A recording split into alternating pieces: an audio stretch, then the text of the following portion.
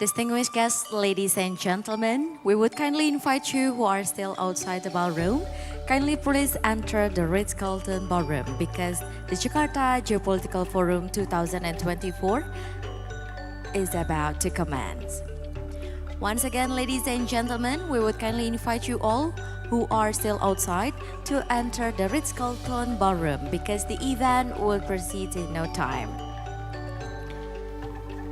For the participants who are in the ballroom, may we kindly invite you to be seated at the prescribed seat because the event would be started very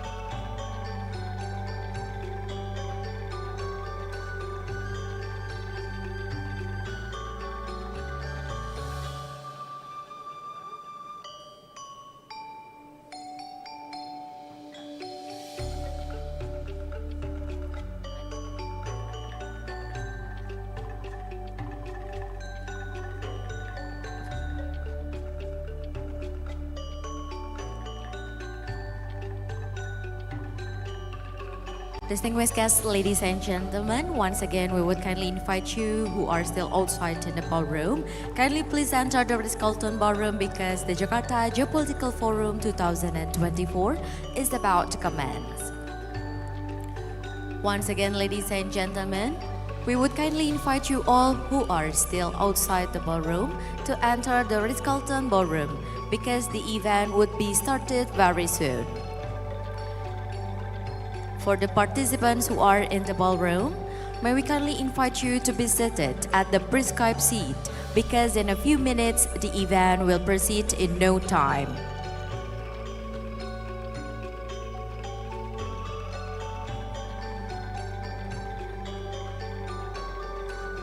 Once again, for the participants who are in the ballroom, may we kindly invite you to be seated at the prescribed seat because in a few minutes the event will proceed in no time.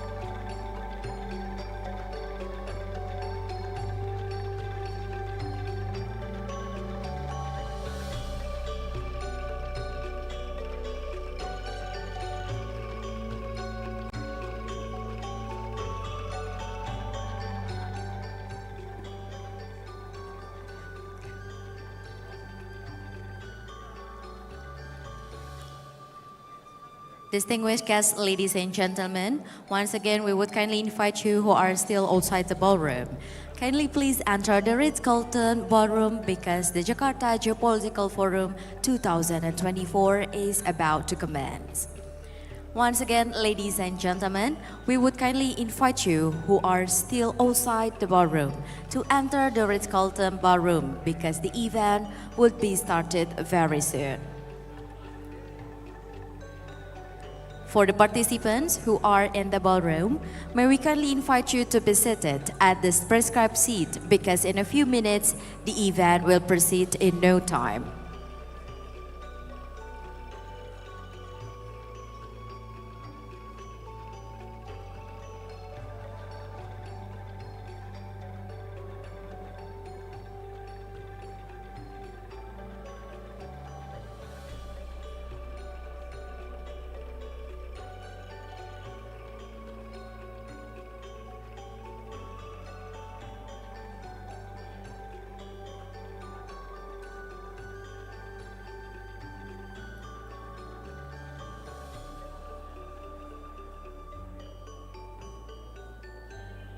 We would kindly advise for all audiences to switch the mobile phone into silent mode in order to avoid any interruptions during the event. Thank you.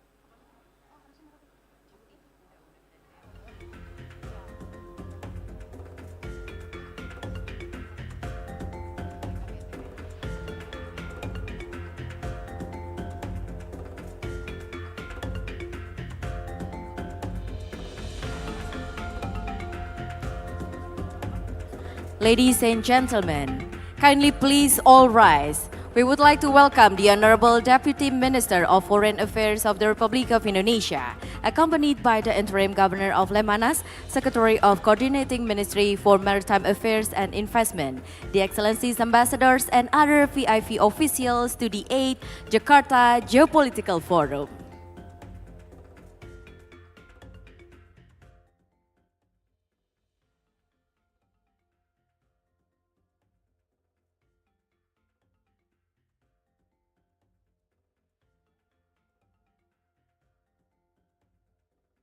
Ladies and gentlemen, would you kindly please be seated?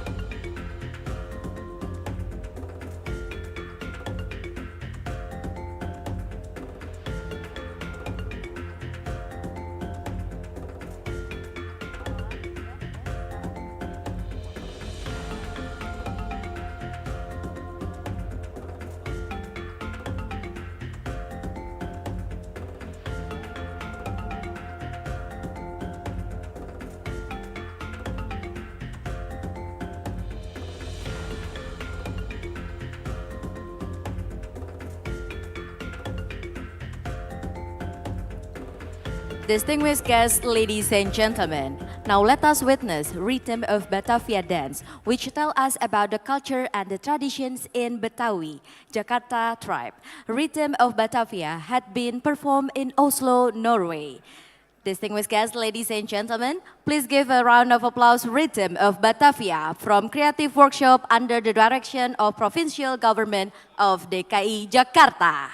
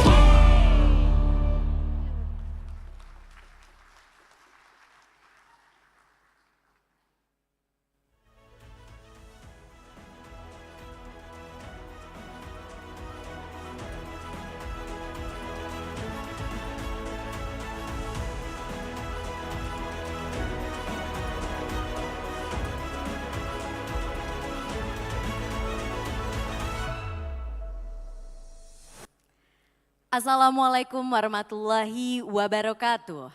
Shalom, Om Swastiastu, Namo Buddhaya, Salam Kebajikan. Hello, selamat pagi, good morning everyone. First, allow me to warmly welcome in this ballroom, the Ritz-Carlton Ballroom Jakarta, as well as on the online. The Honorable Interim Governor of the National Resilience Institute of the Republic of Indonesia, Lemhanas RI, the Honorable Deputy Minister for Foreign Affairs of the Republic of Indonesia, the Honorable Excellencies Ambassadors from friendly countries and other of VIII officials, distinguished Secretary of Coordinating Ministry for Maritime Affairs and Investment, distinguished speakers and moderators of the event today, distinguished invitees in the Ritz-Carlton Jakarta Ballroom, as well as on the online and in our YouTube channel. Welcome to the 8th Jakarta Geopolitical Forum 2024, addressing Geo-Maritime Resilience Challenges in the Indo-Pacific.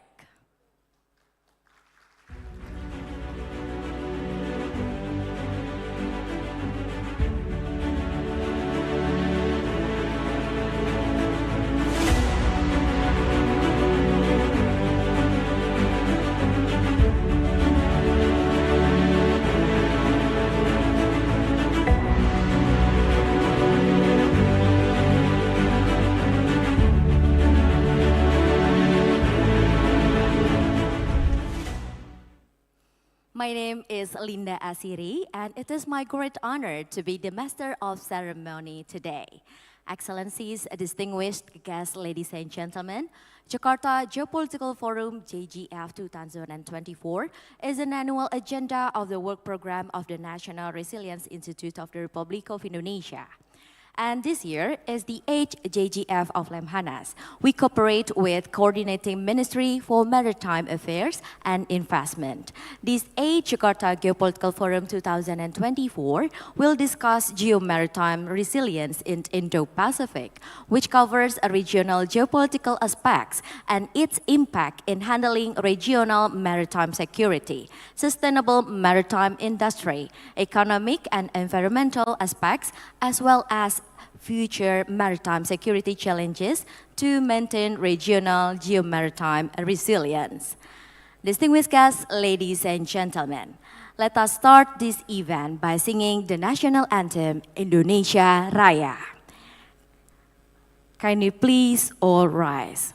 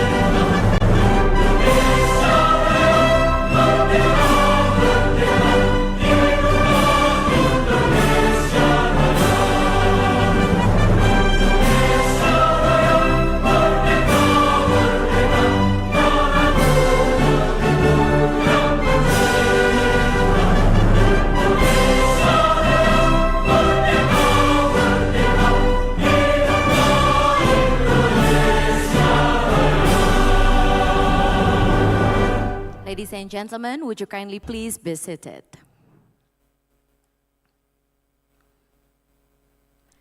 Excellencies, distinguished guests, ladies and gentlemen, to begin this forum, let us together listen to the opening speech of His Excellency Minister of Defense of the Republic of Indonesia, which will be delivered by the Interim Governor of the National Resilience Institute of the Republic of Indonesia. So ladies and gentlemen, please welcome the Honorable Lieutenant General Eko Margiono.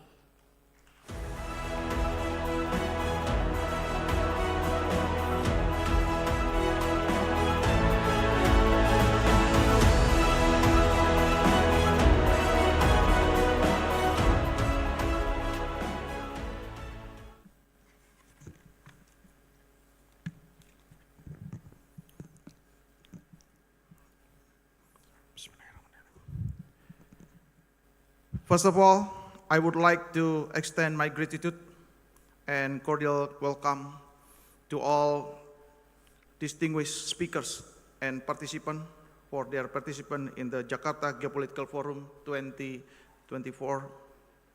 Secondly, I would like to read the Minister of Defense speech at the opening of the Jakarta Geopolitical Forum.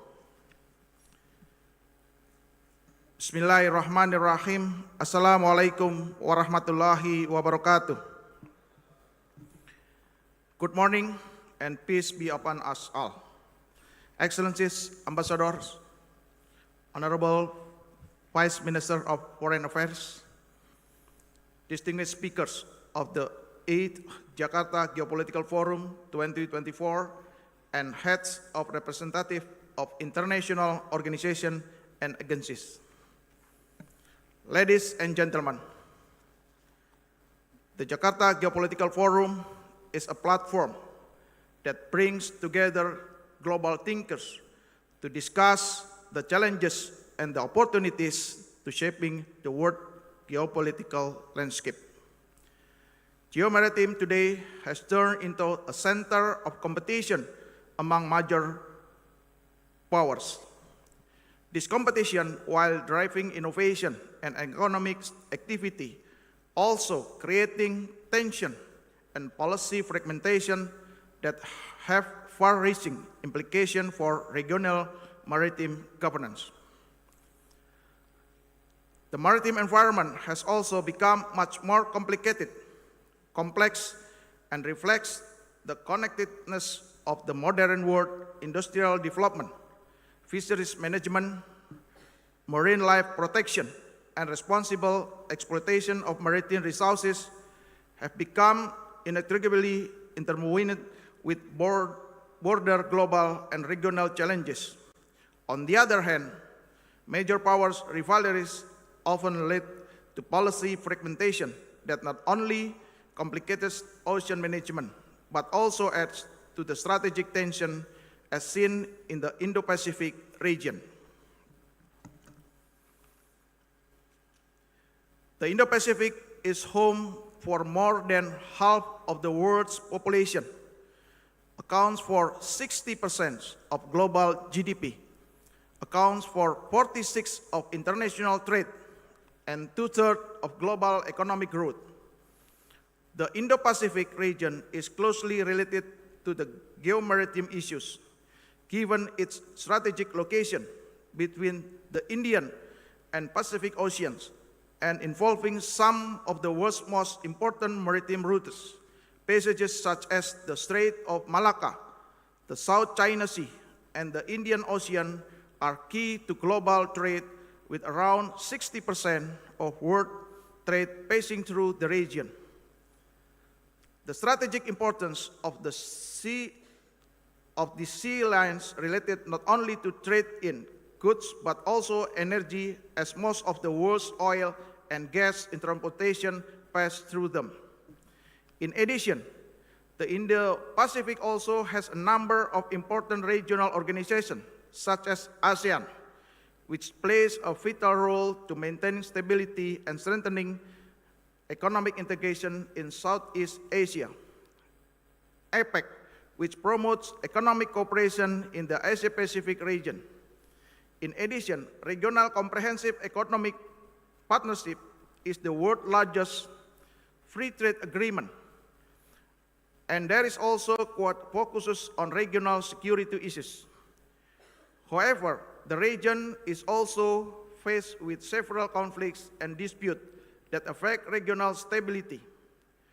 One of the main points of the potential conflicts is in the South China Sea region.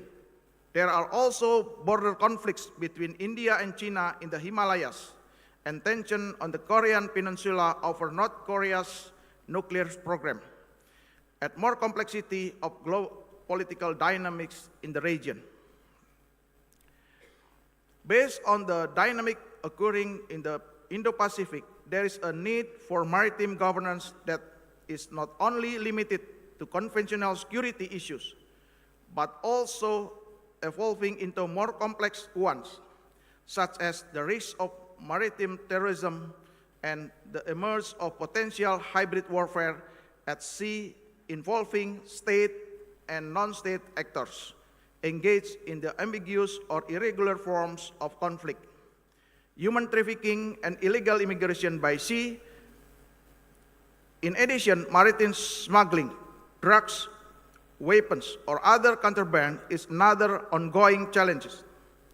Destabilizing societies' dispute over fisheries resources are also often exacerbated by overfishing and environmental damage. Such conditions also bring countries in the region into conflict, threatening livelihoods and regional harmony. Technological advance in maritime capabilities have both positive and negative impacts. While new technologies can improve navigation, resources management, and maritime law enforcement, they can also be misused, complicating regional dynamics. The involvement of state and non-state actors in this maritime dispute adds an additional layers of complexity requiring effective governance approach. Distinguished ladies and gentlemen, in facing these challenges, it is crucial for us to build trust and implement collaborative strategies to jointly manage maritime resources. Regional resilience can only be achieved through trust and cooperation among maritime nations. A framework that prioritizes dialogue and understanding must be further developed to reduce the risk of miscalculation and unwanted escalation. ASEAN and other regional organizations have an important role to play in fostering the spirit of collaboration. We must expand existing mechanisms and develop new avenues for cooperation, particularly in the area of maritime surveillance, intelligence sharing, and joint law enforcement. This will not only enhance our ability to address security threats, but will also foster a sense of shared responsibility in protecting our maritime wealth. The maritime domain does not belong to just one country. It is a shared space that is critical to the prosperity, security, and stability of all nations.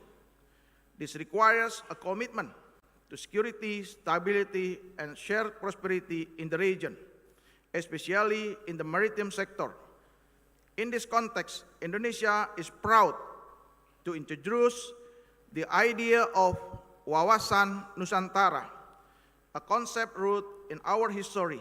Is an archipelago nation, which emphasizes the importance of national resilience and the critical role of maritime power in securing our nation's future.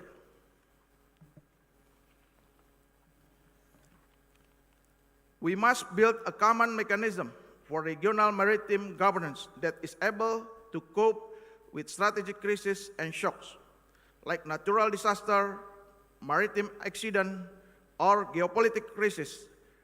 Our region needs to be prepared, building a resilient framework that enables quick and coordinated response will not only ensure stability, but will also demonstrate our collective commitment to peace. This joint mechanism must be flexible enough to accommodate the varying needs and capabilities of all countries, but also resilient enough to deliver tangible security outcomes. It should be a forum where we can exchange ideas, share best practices, and coordinate action, whether for humanitarian assistance, environmental conservation, or dealing with security threats. In conclusion, the challenges facing the maritime region are significant, but they are not insurmountable through enhanced cooperation, strategic dialogue, and shared commitment to regional resilience. We can turn these challenges into opportunities. Let us seize this moment to reaffirm our commitment to a stable, secure, and prosperous maritime region, guided by a vision, a collective responsibility, and shared benefits. By saying Bismillah, I officially declare the Jakarta Geopolitical Forum 2024 open. Thank you. Wassalamualaikum warahmatullahi wabarakatuh.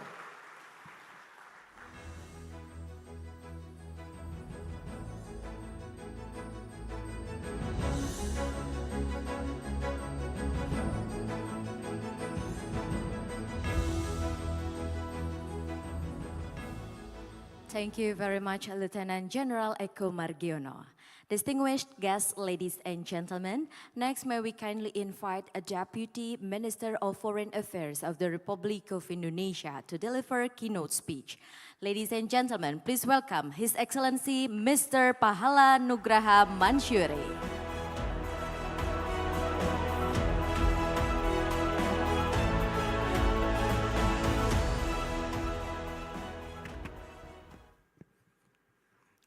Assalamualaikum warahmatullahi wabarakatuh.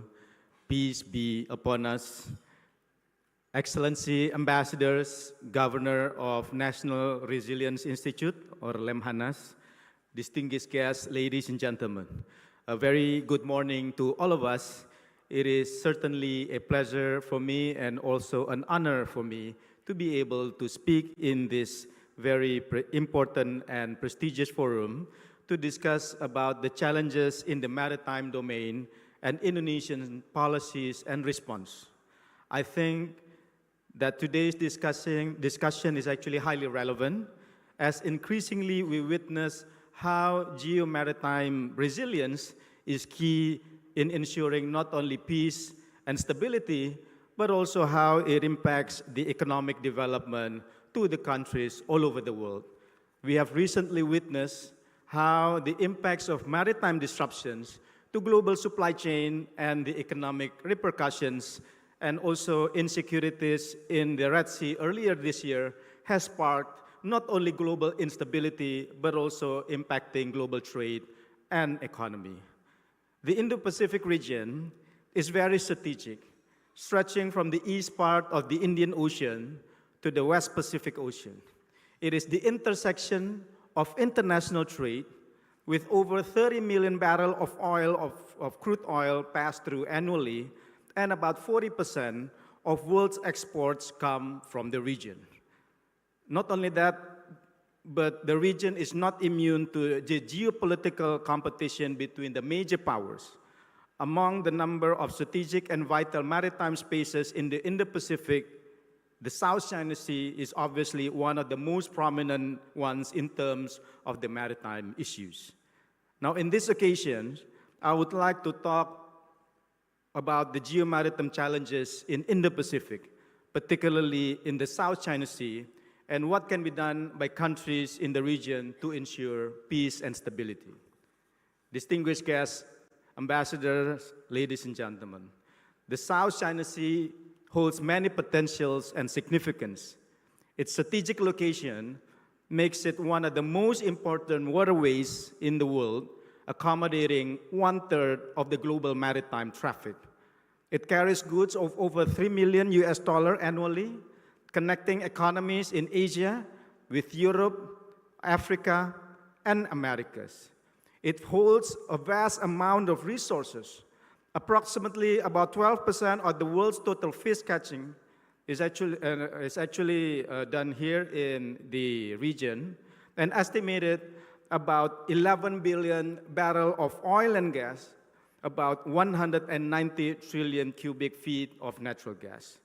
South China Sea is also rich in biodiversity, approximately about 6,500 marine species, including 22% of the world's fish species and 1/3 of the global coral species. If properly managed, the South China Sea will bring prosperity and sustainable development to the countries surrounding it. But beyond the potentials, there are also a number of challenges. First, overlapping claims. We see increasingly today, there are narratives of contest between nations over the South China Sea.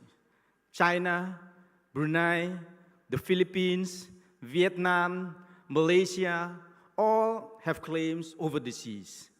This has led to many incidents in South China Sea, including skirmishes as recent as in August this year. The current geopolitical situation can only lead to worsening of this already high tension in the area. With the USA claim that China is ramping up military build-up since the World War II in the contested waters, and the Chinese claim that the US is promoting military deployment and actions in the South China Sea. The situation is getting more and more concerning as both major powers are seeking primacy in the region. It is no surprise that some even predicted that the next flashpoint or the theater of war will be in the South China Sea. We cannot afford this. Countries in the region cannot afford to let the strong do what they can and the weak suffer what they must, as aptly put by Thucydides. The South China Sea can determine whether the international law will prevail or whether we will shift to a power-driven order. Second, the transnational maritime-related crimes. Transnational maritime-related crime is a growing international concern. In the South China Sea, fisheries-related crimes has been steadily rising, which includes illegal, unreported, and unregulated fishing, and other criminal activities such as human trafficking, exploitation, drug and people smuggling, and illegal migration. Piracy is also a huge problem, with approximately half of the world's reported incidents to have taken place in the South China Sea since the 90s. These issues must be addressed, and it requires collective efforts from countries in the region. Third, the environmental degradation and climate change. Vast amount of resources have become a boon and bane in the South China Sea, where overexploitation is rampant.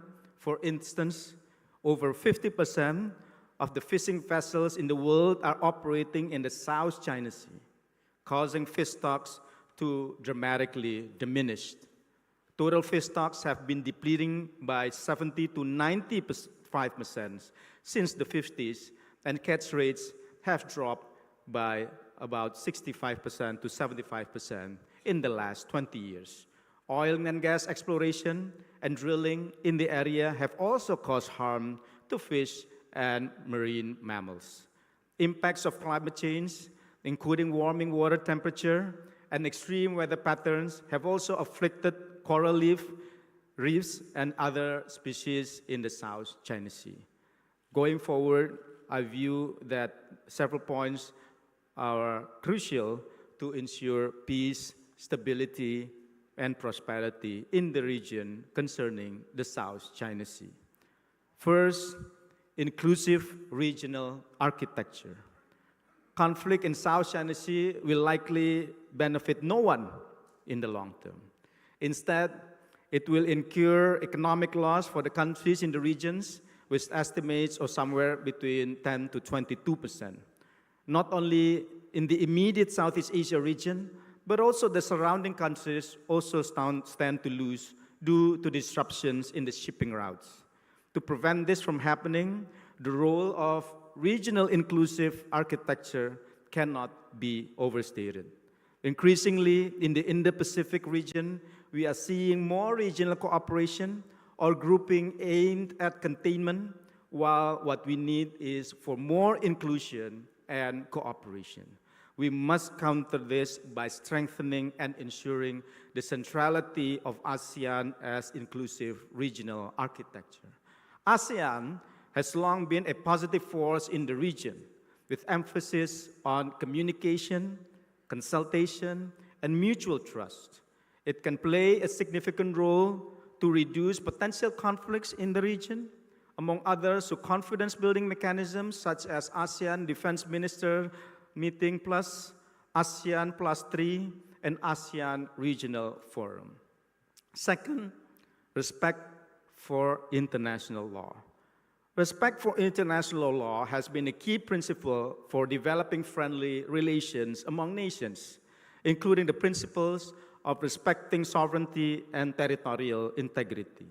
The UN Convention on the Law of the Sea, or UNCLOS, as part of international law, has certainly become the main source and comprehensive framework on maritime in this regard. Indonesia always emphasizes the importance of resorting to international law to settle any disputes in the South China Sea. When it comes to overlapping claims, Indonesia is not a claimant towards maritime features in the South China Sea. We also have been consistently maintaining that any claims must be made in accordance with and not in contravention to UNCLOS. Yet, we are committed to positively contributing to peace and stability in the South China Sea. Indonesia, together with ASEAN, has consistently been working to find solutions to the dispute peacefully and in adherence to international law. Among others, by issuance of the Declaration of the South China Sea on 22 July of 1992, Declaration of Conduct of the Parties in the South China Sea on 4 November 2002, and the guidelines for the implementation of the DOC in 2011. During Indonesia's ASEAN chairmanships in 2023, ASEAN and China have agreed on guidelines to accelerate negotiations for the Code of Conduct in the South China Sea, with a 3-year deadline set to conclude negotiation. We are committed to work hand in hand with ASEAN members and China to pursue effective, substantive, and actionable COC based on international law, including UNCLOS. The COC will hopefully result in peaceful, friendly, and harmonious environment in the South China Sea. Nevertheless, it does not contain specific prescription on maritime claims. These claims should be resolved peacefully and under international law, especially UNCLOS 1982. Apart from these two building blocks, I view that cooperation among countries in the region will serve two-pronged objectives. One is to foster the habit of cooperation among countries, and cooperation is always more powerful than competition. Two is to address the myriads of common challenges that I have already mentioned in the South China Sea. By fostering the habit of cooperation, competition can be averted. Cooperation builds trust and confidence and highlights common challenges and how to address them, reducing the possibility of parties resorting to conflict. An all-can-win mentality instead of a zero-sum mentality. This brings me to my third point, combating transnational maritime crimes. As I've already mentioned, there are huge challenges of maritime-related crimes in the South China Sea, including the illegal and unreported fishing and human trafficking. This necessitates greater cooperation, including among maritime law enforcement in the region. There are already cooperation mechanisms among countries in the region, including policy dialogues and information sharing. Going forward, I think there is a need to gradually institutionalize and mobilize greater cooperation in combating these crimes in South China Sea while maintaining respect for international law and national sovereignty of states. Fourth, combating climate change. If there is one cause that must unite all countries and humankind, I think it is combating climate change that has become an existential threat over time. In the case of South China Sea, climate change can be a destabilizing or a unifying factor. On one hand, climate change is likely to intensify resource competition around the South China Sea, providing more cause for conflict. On the other hand, combating climate change and its impact can bring all relevant parties to the table and step up concrete cooperation. Several areas of cooperation on climate change can be encouraged. Among others, scientific research, sharing of best practices for mitigation and adaptation, disaster risk management and response, and empowerment of coastal communities. Fifth, development of blue economy. Given the potentials in the South China Sea holds, it only makes sense that blue economy is an area of cooperation to be developed among countries in the region. Collectively, ASEAN has reaffirmed its commitment to regional cooperation on blue economy and developed a blue economy framework with 3 principles: value addition, inclusivity, and sustainability. The framework also outlines strategies including blue conservation management, blue science, technology, and innovation, and blue priority sectors. This cooperation on the development of blue economy can be expanded to also involve other relevant countries, for instance, with China, where investment in the blue economy sectors of between 2 to 3.7 trillion US dollar from 2022 to 2050 is estimated to generate somewhere between 8.2 to 20 trillion US dollar in net benefits. Cooperation in the blue economy sector will also support in ensuring resilient supply chain and industrial development. This way, mutually beneficial cooperation instead of dispute and competition will be the main feature of the South China Sea. As argued by the Indonesian maritime scholar and also a former foreign minister of Republic of Indonesia, Mohtar Kusuma Atmaja, when explaining about the concept of archipelagic baseline, seas shall connect instead of separate islands.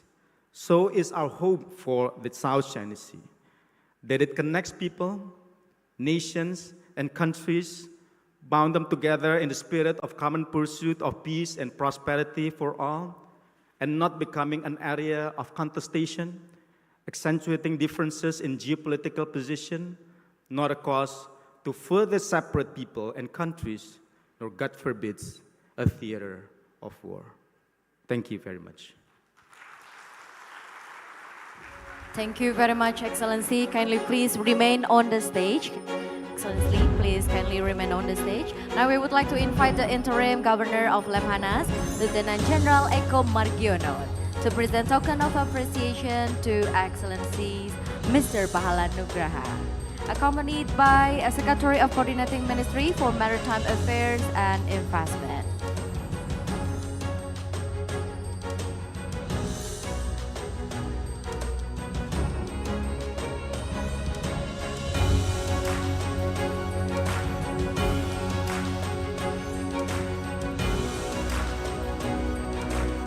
Thank you very much, sirs. Kindly please remain on the stage. Okay, and the next we would like to invite to come to the stage to have a photo session, Deputy for Strategic Studies of Lemhanas, Deputy 1 of Coordinating Ministry for Maritime Affairs and Investment, Chief of the VIII Jakarta Geopolitical Forum 2024, all Excellencies Ambassadors, all speakers and moderators of the VIII Jakarta Geopolitical Forum 2024.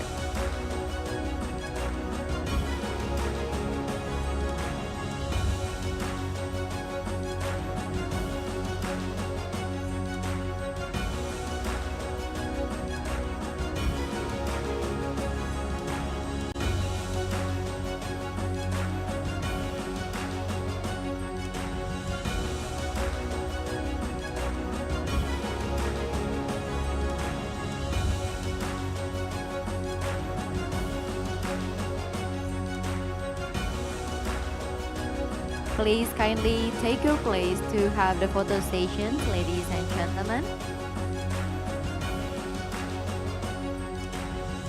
Okay. We'll begin the photo session. I will count down from 3, 2, 1.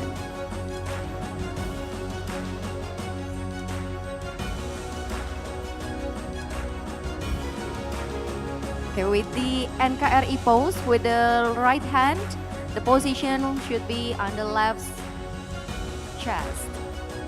Yes, I will count down. 1, 2, 3, 2, 1. Thank you very much. Next, we will have Wi-Fi photos. So please, to all distinguished guests, kindly proceed to the front stage and face the screen to have the photo stations with all of the participants. And to all participants, please kindly all rise.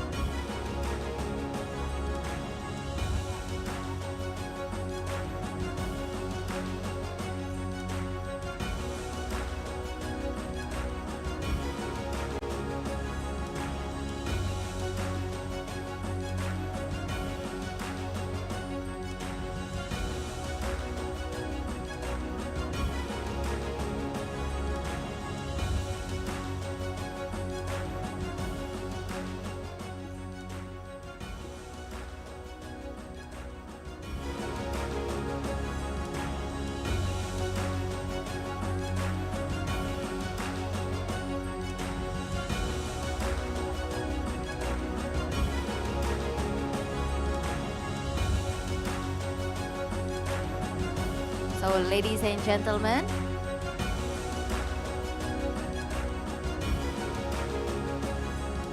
please kindly all rise to have the Wi-Fi photo, and the photographers, please take the photographer from the stage.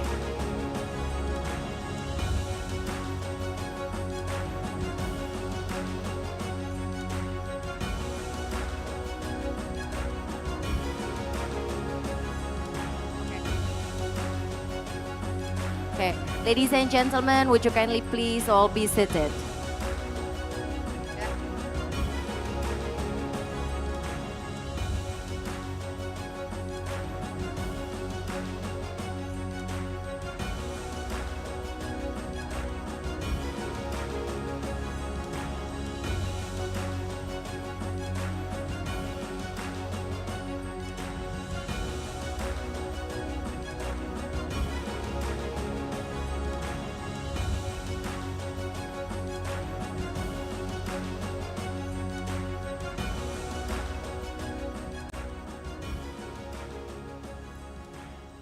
Distinguished guests, ladies and gentlemen, we would like to continue the next agenda. Now let us listen to the speech from Coordinating Minister for Maritime Affairs and Investments of the Republic of Indonesia, General Luhut Binsar Panjaitan.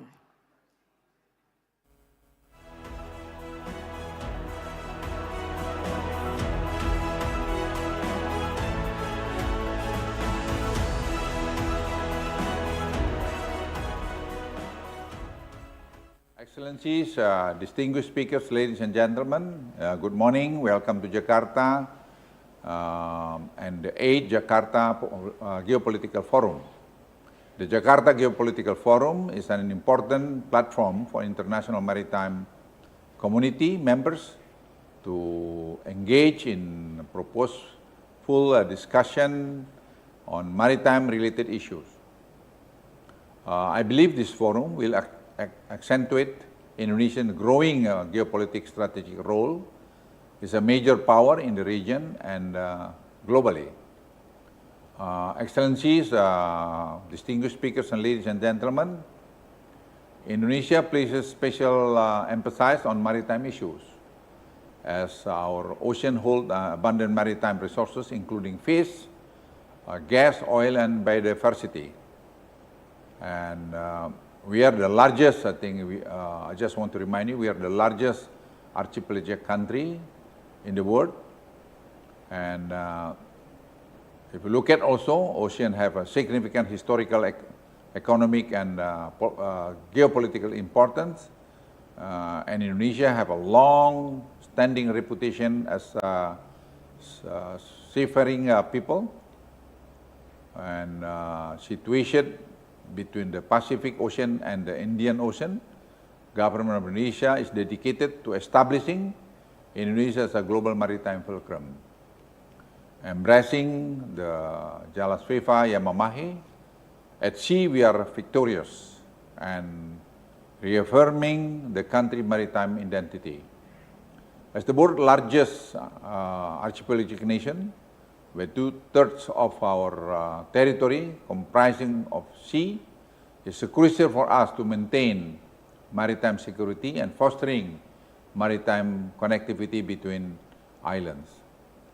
As a major presence between two oceans, we are responsible for upholding maritime security and ensuring the safety of shipping, particularly in the areas that connect east and north-south trade routes, where over 60,000 ships pass through our seas annually. Excellency, distinguished speakers, ladies and gentlemen, maritime shipping comprises over 90% of global trade, an essential component of the economy. Expected 2.4% trade growth in 2023, over 2% between 2024 and 2028. By 2030, ladies and gentlemen, Asia will host 2/3 of the global middle class population, with ASEAN becoming the fourth largest economy. ASEAN trade forecasted to grow by 1.2 trillion in the next decade, with exports surging by nearly 90% by 2031.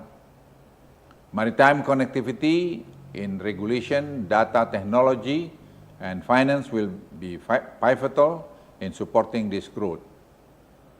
Ladies and gentlemen, excellencies, distinguished speakers, at the national level, we also set up the National Logistic Ecosystem and EGAF, or government technology, to streamline the flow of goods across borders, enhancing trade and operational efficiency.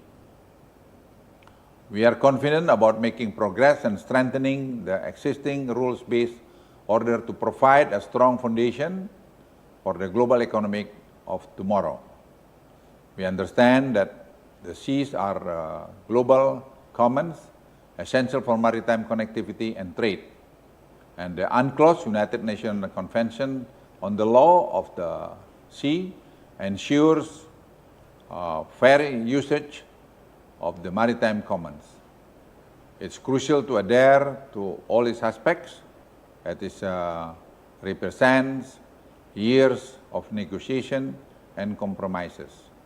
Indonesia's strong commitment to uphold international law and promote a rules-based order is demonstrated through adherence to UNCLOS. Excellencies, distinguished speakers, ladies and gentlemen, to strengthen the maritime rules-based order and address maritime security challenges, we must focus on overcoming maritime contestation, sea arm, robbery, UUF, and emerging challenges from global digitalization, including maritime cyber security. Collaboration, trust building, and close coordination are essential to protect our global commons and ensures our maritime security. Excellencies, distinguished speakers, ladies and gentlemen, building trust takes time and efforts. Indonesia promotes three approaches. First, establish operational mechanism at sea. Second, prioritize practical cooperation through joint exercise and information sharing. Third, foster open and inclusive platform for dialogue. Continuing to enhance and strengthen this effort is crucial. Let's remind ourselves that the most important thing is trust and relationship we have built. The sea connects us all, enables us to grow and thrive. We must unite to protect this global resource. I firmly believe that we work Let me repeat, I firmly believe that the world's welfare in the future depends how we manage our maritime security through international cooperation. Thank you.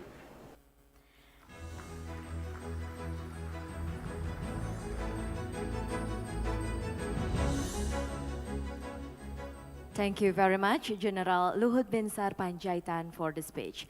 Excellencies, distinguished guests, ladies and gentlemen, next we will enter plenary session 1 with the theme Geopolitics and Maritime Whole of Government in the Region.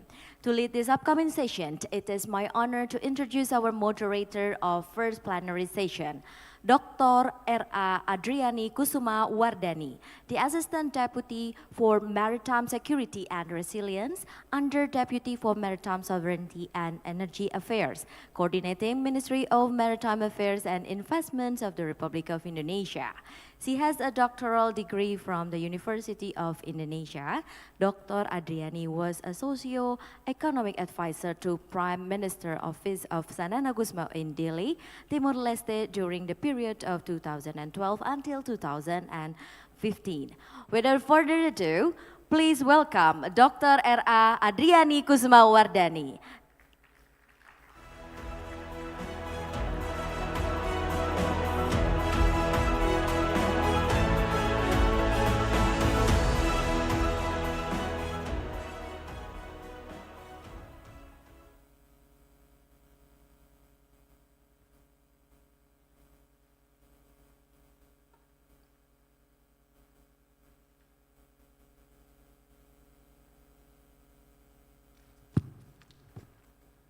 Thank you, MC. Excellencies, distinguished speakers, ladies and gentlemen, I have been tasked as a moderator for today's discussion in the 8th Jakarta Geopolitical Forum, addressing geo-maritime resilience challenges in the Indo-Pacific, with the topic to be discussed, geopolitics and maritime whole of government in the region. Before we start, I would like to brief the rule of house that we will have 3 speakers and then followed by question and answer. So we would like to proceed with the first speaker. I would like to brief the background of Master Stefan Mekati. He is a charge d'affaires of the European Union to Indonesia and Brunei. He is not only deputy head mission of the European Union, but also he is in charge with the management coordination of the political section, including press and information activities. The second speaker is Dr. Khao Kim Haran, Secretary General of the Association of the Southeast Asian Nation, or ASEAN. His capability in the ASEAN is to maintain the centrality of ASEAN. As the Secretary General of ASEAN, he has to continue to keep balance the issue between the 3 pillars: economic, politics, and culture. And then the third speaker is Miss Melissa Conley Tyler. She is the Executive Director of the Asia Pacific Development Diplomacy and Defense Dialogue from Australia. Miss Melissa Conley served for 13 years as the National Executive Director of the Australian Institute of International Affairs and Independent International Policy Institute, which established as a branch of Chatham House in 1924. So please come forward on the respective speakers.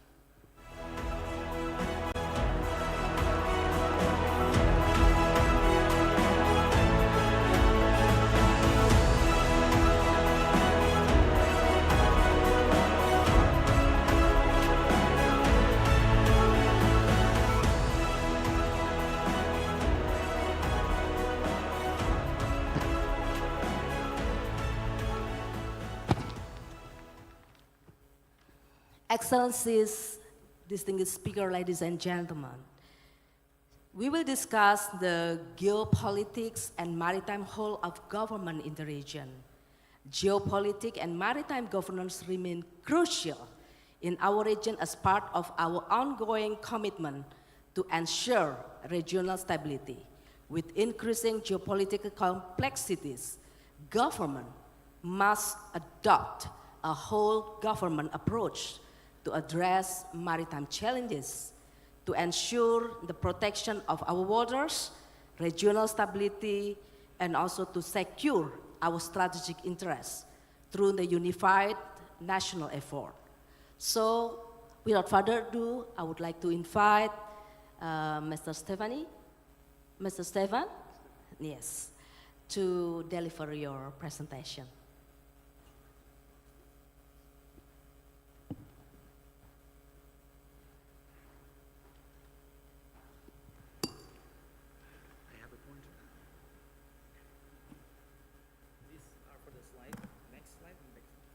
Thank you.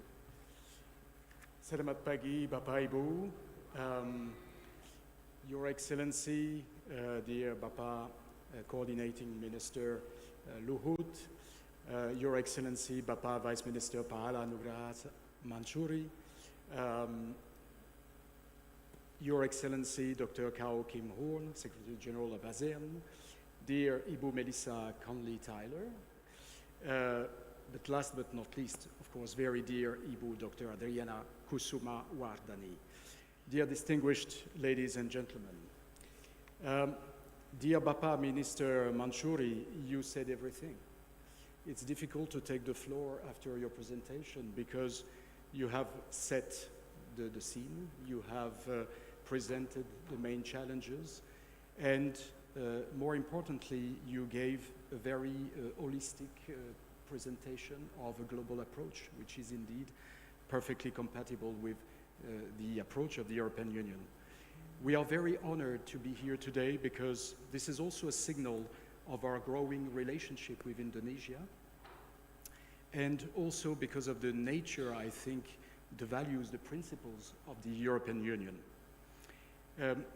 As you can see from this slide, we have indeed a vital geopolitical and economic interest in peace, stability, and security in general. In the Indo-Pacific region, the European Union is already the top investor, the leading development cooperation provider, and one of the biggest trading partners. Around 1/3 of EU foreign trade transits through the South China Sea. So indeed, this region matters to the European Union. When it comes to values and principles, I wish to recall that, and especially when it comes to peace and stability, I wish to recall that the Nobel Prize for Peace 2012 was awarded to the European Union for, and I quote, for over 6 decades contributing to the advancement of peace and reconciliation, democracy and human rights in Europe.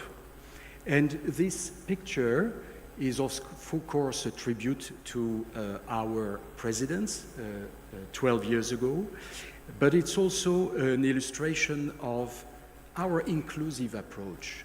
On this picture, you have on the left side Herman van Rompuy representing the 27 heads of states and government as president of the council. You have on the right side Martin Schulz, the former president of the European Parliament, representing the 450 million citizens. And in the middle, you have the president of the Commission at that time, José Manuel Barroso, representing the institution in charge of the interest of all our member states, our citizens. Again, in a global, inclusive, and holistic approach. When it comes to security, the EU High Representative for Foreign Affairs and Security Policy and Vice President of the European Commission, in our jargon HRVP, José Borrell, said recently, we now live in a security continuum. Tensions in regional hotspots can have an impact on our stability and prosperity. Security has never been this interlinked. Our assessment is very clear and matches very well indeed with the assessment presented by His Excellency, is that there is a geopolitical competition intensifying in the Indo-Pacific, and the constraints and dangers that could arise from potential instability. Any conflict in this region would have far-reaching consequences for Europe economically and politically. Equally, when some actors insert themselves, even indirectly, into European security, it has consequences for our relations. This has been highlighted by HRVP Borrell in different fora, such as this one, also in the ASEAN Regional Forum, the Shangri-La Dialogues. In a time of geopolitical tensions, the European Union is an actor with no hidden agenda. The European Union has significant credibility on free trade, connectivity, green transition. The European Union is also an experienced and sophisticated actor for security. The European Union is also an important piece in a broader architecture for a rules-based approach. On this basis, we have developed ways of interacting with the region, promoting the European Union as a smart enabler on security, but not only, in many aspects. Since the adoption of our Indo-Pacific strategy for the European Union in 2021, we have had an unprecedented level of engagement with partners in the region. This is an investment in the EU's future that has become almost mandatory for all of us.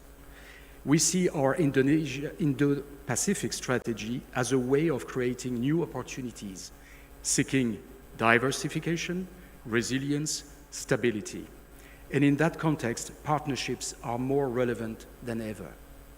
Several of our own countries, member states within the European Union, have adopted their own Indo-Pacific strategy. Germany, France, the Netherlands, the Czech Republic, Lithuania. And I will quote a subtitle of the Czech Republic Indo-Pacific strategy, because we are closer than we think. I think this is really a good summary of our relationship. We are much closer than what we think at first sight. These strategies, the one of our member states and the one of the European Union as an institution, are complementary to each other's. They enrich each other's. This is a Team Europe approach.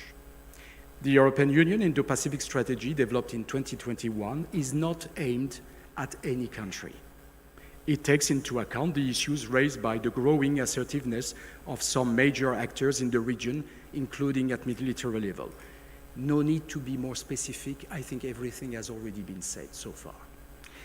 The European Union has increased its engagement in the region, and its aim is to maintain a free and open Indo-Pacific for all, while building strong, lasting, and effective partnerships.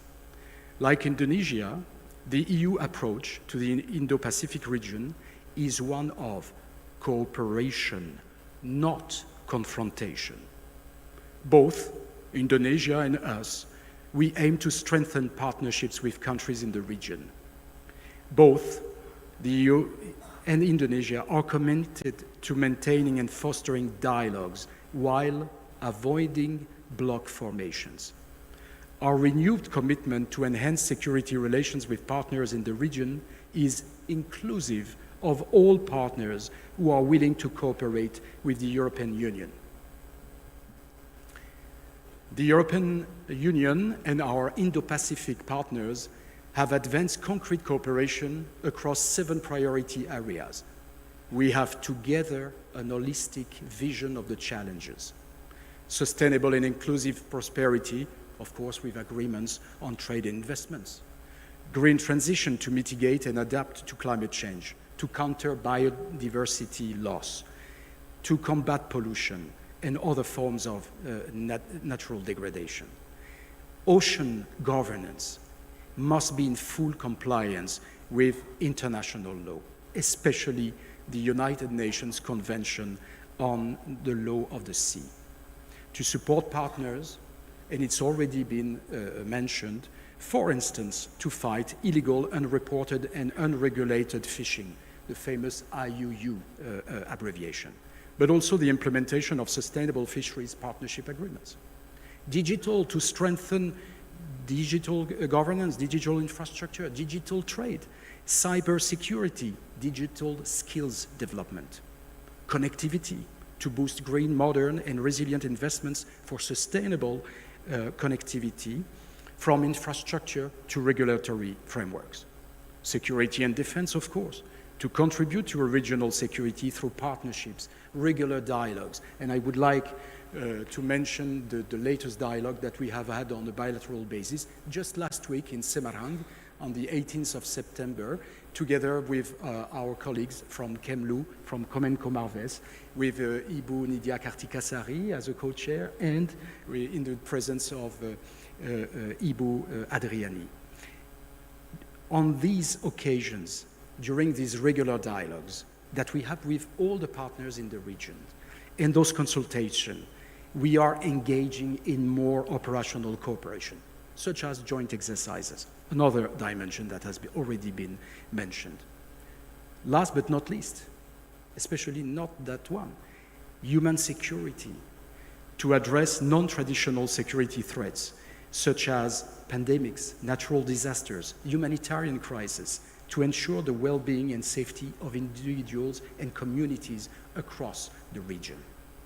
As you see, the European Union and its member states have close ties with Indonesia, but also with all partners in the region. And again, I'm convinced that our strategies on the Indo-Pacific, call it strategies, outlook, are very much compatible. We are both committed to maintaining the rules-based international order and freedom of navigation in the region, in particular with regard to free trade routes and maritime security. We want, of course, to protect our respective interests, but we want also to ensure that international law prevails in the maritime domain, in particular thanks to the United Nations Convention on the Law of the Sea. And in this context, of course, the recognition of dispute settlement mechanisms under this umbrella is of particular relevance and importance. But we also, on the EU side, particularly invest on multilateral cooperation. In 2024, earlier this year, in February, we have gathered more than 70 delegations, including 45 ministers, at the third EU Indo-Pacific Ministerial Forum, gathering representatives from the coast of Africa to the Pacific island states. We have highlighted the importance of ASEAN centrality by holding the EU-ASEAN Ministerial meeting back-to-back. We have emphasized our inclusive approach by increasing our efforts to facilitate the participation of Pacific ministers and by organizing a dedicated Pacific Day at ministerial level in the European Parliament. We have joined regional initiatives, such as the Indian Ocean Rim Association and the India's Indo-Pacific Oceans Initiative. We see ourselves in the region as a smart enabler that can bring added value to address complex issues, very much intertwined, as it's already been said by the minister, with an holistic approach, with all relevant partners among our institutions and international partners at all levels, ASEAN, United Nations, and so on.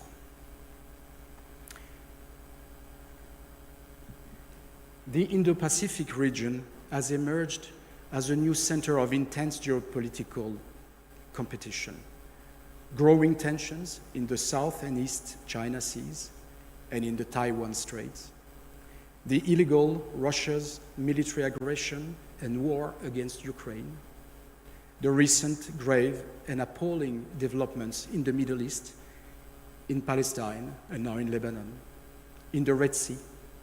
All these crises, all these tensions affect global security and have a direct impact on the prosperity of both Europe and of the Indo-Pacific countries. The EU and Indo-Pacific partners are also confronted with an increasing number of complex and multidimensional new security challenges, threats, and crimes. This is a complex slide, but it tries to summarize the complexity and the fact that all these elements are closely intertwined. Again, climate change, geopolitical competition, cyber attacks, economic coercion, hybrid operations, even foreign information, manipulation and interference, as we call it, FIMI in our jargon. The EU approach is to address these threats and complex challenges in a call for comprehensive solutions, for a whole-of-government approach with international partners, because this is, I think, the theme of this first panel. National security and natural security are inextricably linked. As you can see on this slide, 12 of the 20 countries most vulnerable to climate change and least prepared for this to tackle climate change were in conflict 4 years ago. Soon, 1 billion people will have insufficient access to water. Environmental risks dominate the top 5 long-term global risks. Extreme weather events, rising temperatures, rising of sea levels, desertification, water scarcity, and biodiversity loss are making large areas uninhabitable, forcing people to leave their homes and threatening their security and health. This turn can have severe impact on peace and security globally. And this is why we need to address traditional threats. It's been mentioned, piracy, armed robbery at seas, hybrid and cyber attacks on critical infrastructure. Just think about the submarine cables, pipelines. Submarine cables dealing with more than 90% of internet connections throughout the world. Climate change and environmental degradation. On maritime issues, the European Union has developed a policy framework providing a new outlook and a set of concrete actions. We want to protect our EU interest at sea, our citizens, the economy, our infrastructures and borders. We want to protect our natural resources and the maritime environment. We want to uphold international law, as I said, in particular, UNCLOS. We want to react speedily, effectively, promptly to growing threats, such as cyber, and ensure relevant training, education, and cooperation among all relevant partners. And why do we have to act? It's been already said, but let me stress again that over 80% of global trade is seaborne, that about 2/3 of the world's oil and gas supplies is extracted at sea or transported by sea. And that, again, as I said, 99% of the data is going through those cables. The European Union security credentials have drawn more interest from our partners, including from Japan, Korea, and other partners. We will expand this year the scope of our project, enhancing security cooperation in and with Asia, so-called ESIWA, to respond to more requests of cooperation in a demand-driven approach from many of our partners. We stepped up our contribution to maritime domain awareness in the Indo-Pacific through the CRIMARIO project and its IORIS platform for Indo-Pacific regional information sharing. My teenagers would probably tell me, "Daddy, don't please spoil the audience with very general remarks while we have our main expert, Dr. Martin Inglot, in the room, who will intervene and present our projects later on today, I think." Naval deployments are also essential. We have different possibilities in this respect. We have Operation Atalanta. Again, these are illustrations of what we do and what we can do and what we may envisage to do elsewhere. Atalanta has been conducting successful joint naval exercise with Indo-Pacific partners, Djibouti, India, Indonesia, Japan, Korea, and also the United States. We launched in February 24 Operation Aspides to protect merchant vessels in the Red Sea, through contributing further to the freedom of navigation and stability in the region. We have also concluded a significant legal finish agreement with the Seychelles. This facilitates the persecution of persons arrested by EU member states for participating off coast of Somalia in violation of the United Nations arms embargo on Somalia and in narcotic and drugs trafficking. To conclude in 42 seconds, we have a shared responsibility. We need more than ever international law, rules, principles, defined and implemented together. The whole of government approach requires a global approach, a holistic approach. Therefore, a consistent, global, holistic strategies discussed with partners, taking into account their concerns and priorities. It should not be a unilateral exercise established somewhere in the planet. It should be based on dialogues, discussions, taking into account concerns and priorities of all. It means dialogue, inclusive with all our partners. And just a couple of additional seconds, Mrs. Chair. When it comes to the implementation, we need to involve all relevant actors. Of course, the institutions, civilian, securitarian, but also think tanks and our citizens through our parliaments. We need to have strong coordination mechanism among them all. In the EU, our approach is to pool our resources, both in terms of operational instruments, in terms of financing. We are gathering all the EU institutions, our agencies, our mechanisms, together with our indispensable member states, 27 states, resources, their amazing capabilities, their expertise. We need also to work with international organizations, the United Nations, their agencies. We need to work with regional organizations such as the ASEAN. Working with all of them in a spirit of dialogue, mutual respect, and partnership leading to very concrete cooperation projects. Thank you very much. Terima kasih banyak. Thank you. Thank you, Mr. Mekati, for your insight presentation. So as stated, we just, Excellency, distinguished participants, ladies and gentlemen, we just listened the EU standing position, how the value of principle for strengthening maritime cooperation. There are several challenges to the maritime approach in Indo-Pacific geopolitics, such as political tension, territorial dispute, non-traditional security, and climate change, diverse maritime regulation in different countries.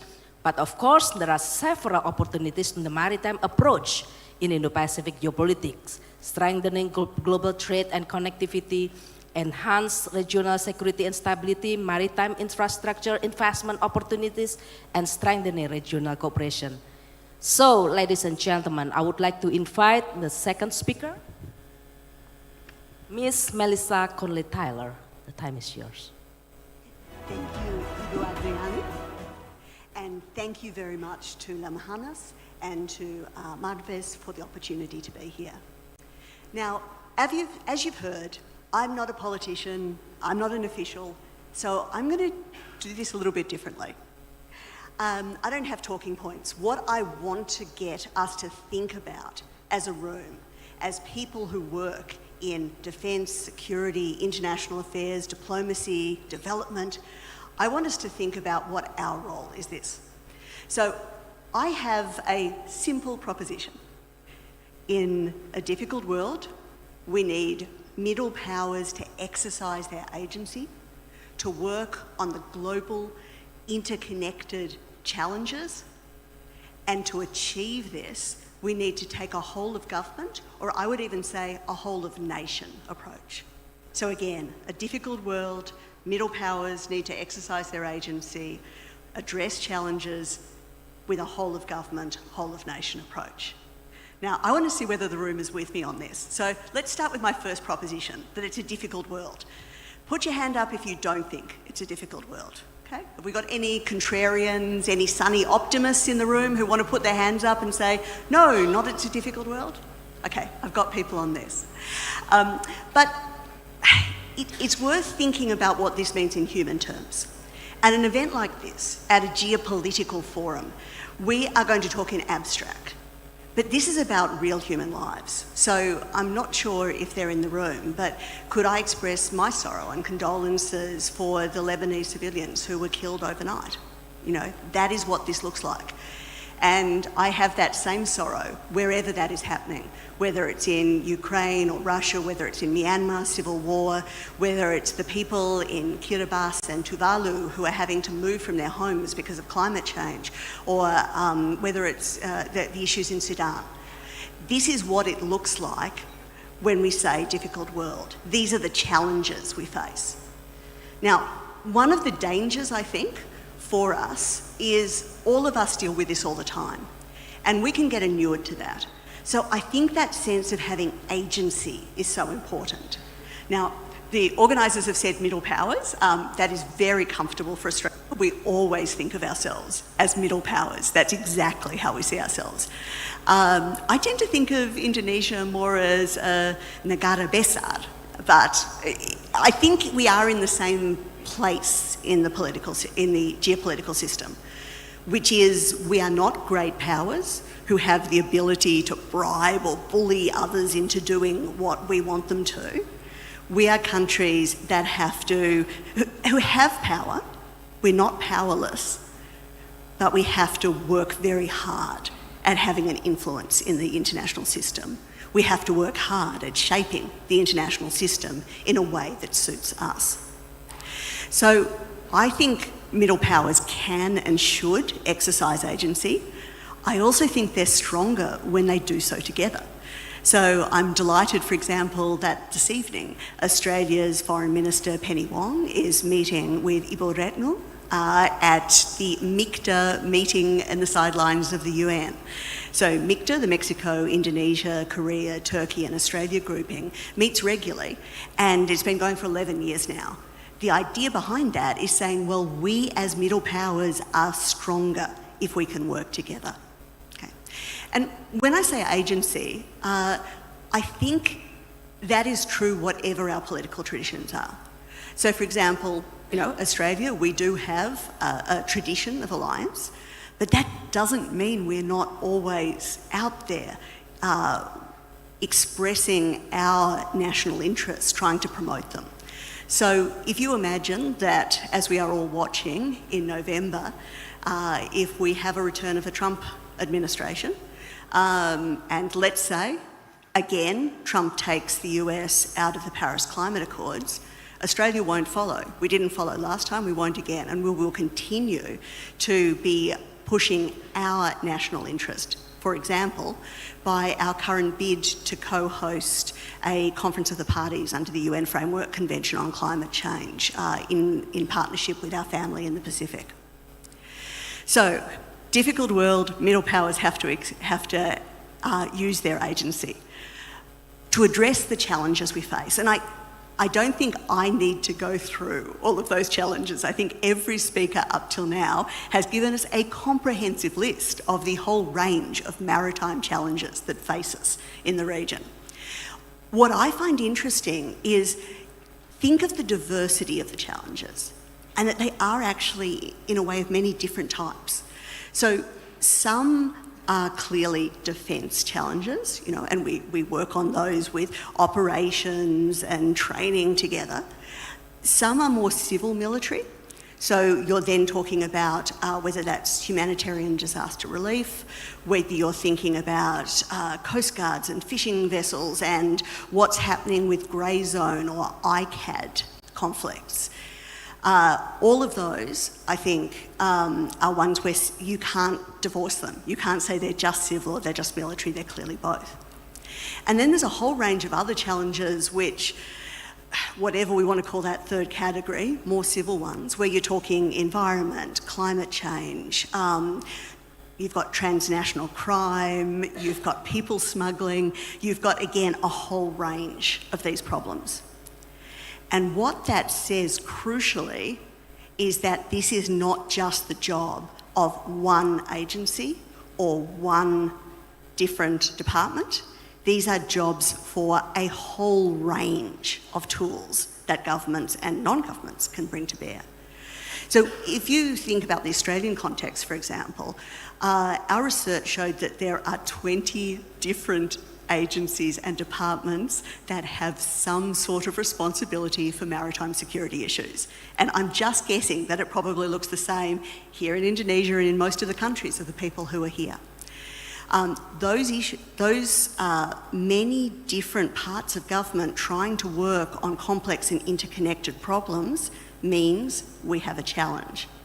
And that challenge is, how do we form a whole of government, and I would say whole of nation approach? Okay. So I come from AP4D, Asia-Pacific Development, Diplomacy and Defence Dialogue, and we were set up to bring these different, what we would call arms of statecraft together. So we're a tripartite initiative. We're funded from Defence and from Foreign Affairs, and we're housed at the peak body for the development or aid sector. And all the time, we're talking about respecting and resourcing the different tools of statecraft and how they can work better together. So maybe not surprisingly, as a AP4D, we came up with something we're calling a 4S approach to how you try to coordinate whole of government and more widely. So we talk about it in terms of strategy, structure, staff, and society. And I'll explain what I mean.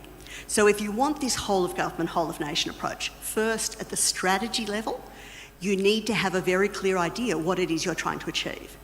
If you know what that is, and if you can then communicate that in whatever way is best in your system, you can have all of these different parts of statecraft aligning behind it. They know what the overall objective is, and then they can align behind it to try to help achieve. That in itself is a massive help for any sort of whole of government approach. Now, different countries do this differently. Something like the UK came up with an integrated review of defence, diplomacy, development and trade, which is a way of trying to have your strategy across multiple arms of statecraft. But there are many, many ways you can achieve that. So first of all, a clear whole of government strategy.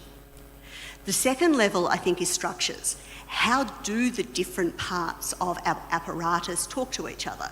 You know, is it 5 minutes before the cabinet submission goes in, or is there a more holistic process where we actually come together and develop strategy and develop ideas beforehand? How much are there possibilities to even talk to each other?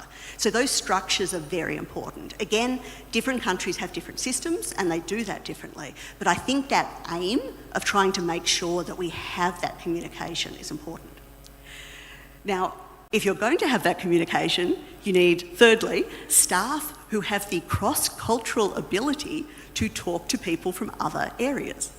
And an amusing example when I was working on some of the law enforcement issues in this region was I was talking to the Australian Federal Police, who now have a huge role in their international engagement. And they were saying, yeah, look, you know, when I came into this role, I had to learn how to speak defence, how to speak DFAT, our Department of Foreign Affairs and Trade. They thought of them as actual, I don't know, different languages, different cultures. And they had to learn to be able to do that. So how do we make it possible for our staff to work across these different areas? How do we make it possible to have those conversations? Okay. And then the last level, I think, is society. As we've heard today, a lot of these issues involve non-state actors. And I could, you know, draw a big map of all of the range of non-state actors who have some role. In the work we've done at AP4D, when we talk about whole of nation, we're thinking about the range of actors who interact internationally, okay? And that could be business, science and technology, education, it could be diaspora groups, civil society, interfaith, it could be government departments that don't have international responsibilities but actually do a lot of work internationally. Okay. So there's a whole range of people who are constantly interacting with the world, and they're not going to stop. They do that all the time. So for me, the whole of nation approach is how do our core international policy agencies, the ones that know they do foreign affairs, how do they talk to the rest of the actors in society to harness, maybe, to coordinate, maybe, to leverage, whatever word you want to use, but there needs to be some connection between those, between the core international policy actors, and I assume everyone in the room is one of those, and then trying to reach out to the whole of nation and to how they can help achieve objectives. So, if I put all of that together, the reason we're established at AP4D, and the reason our ideas have been very much taken up in Australian discourse. We were lucky in February to have the Minister for Foreign Affairs and Shadow Minister for Foreign Affairs jointly launch our paper on a whole-of-nation approach.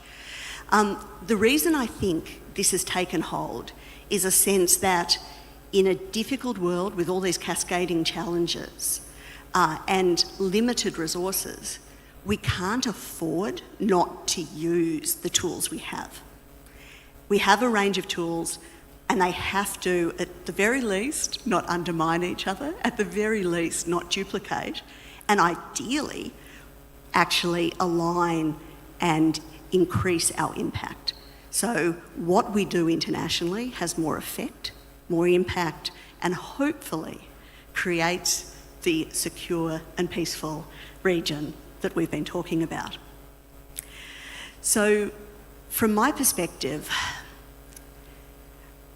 I think we as middle powers, as countries that have some ability to shape but not determine the system, we have to internally try to increase our impact through this whole-of-nation, whole-of-government approach. And then, of course, we have to work together to see what we can create. If you think about the problems that we've talked about today already, and that we will talk about for the next day, the problems don't care about our divisions. They don't care how we've organised our government into various departments and agencies. They don't care how we see these issues. They don't care about national borders. The problems are there. And we have to think about how we can internally and in partnership with others contribute to this. And in the difficult world we face, we all need all the friends we can find. Thank you. Thank you, Ms. Melissa Tyler, for your valuable sharing. So from her perspective, Australia sees that maritime cooperation is a crucial aspect of the relationship between Australia and the Southeast Asia, as it underpins regional stability, economic prosperity, and energy security. Australia's commitment to enhance maritime security in the Indo-Pacific aligns with its national interests, particularly through fostering partnerships with Southeast Asian nations and also offering capacity building, technological assistance, training, and also all strategic ties that enhance mutual security in the region. Thank you, Melissa. So without further ado, I would like to invite Dr. Kao Kim Haorn, the Secretary General of the Association of the Southeast Asian Nation, to deliver his presentation. The time is yours.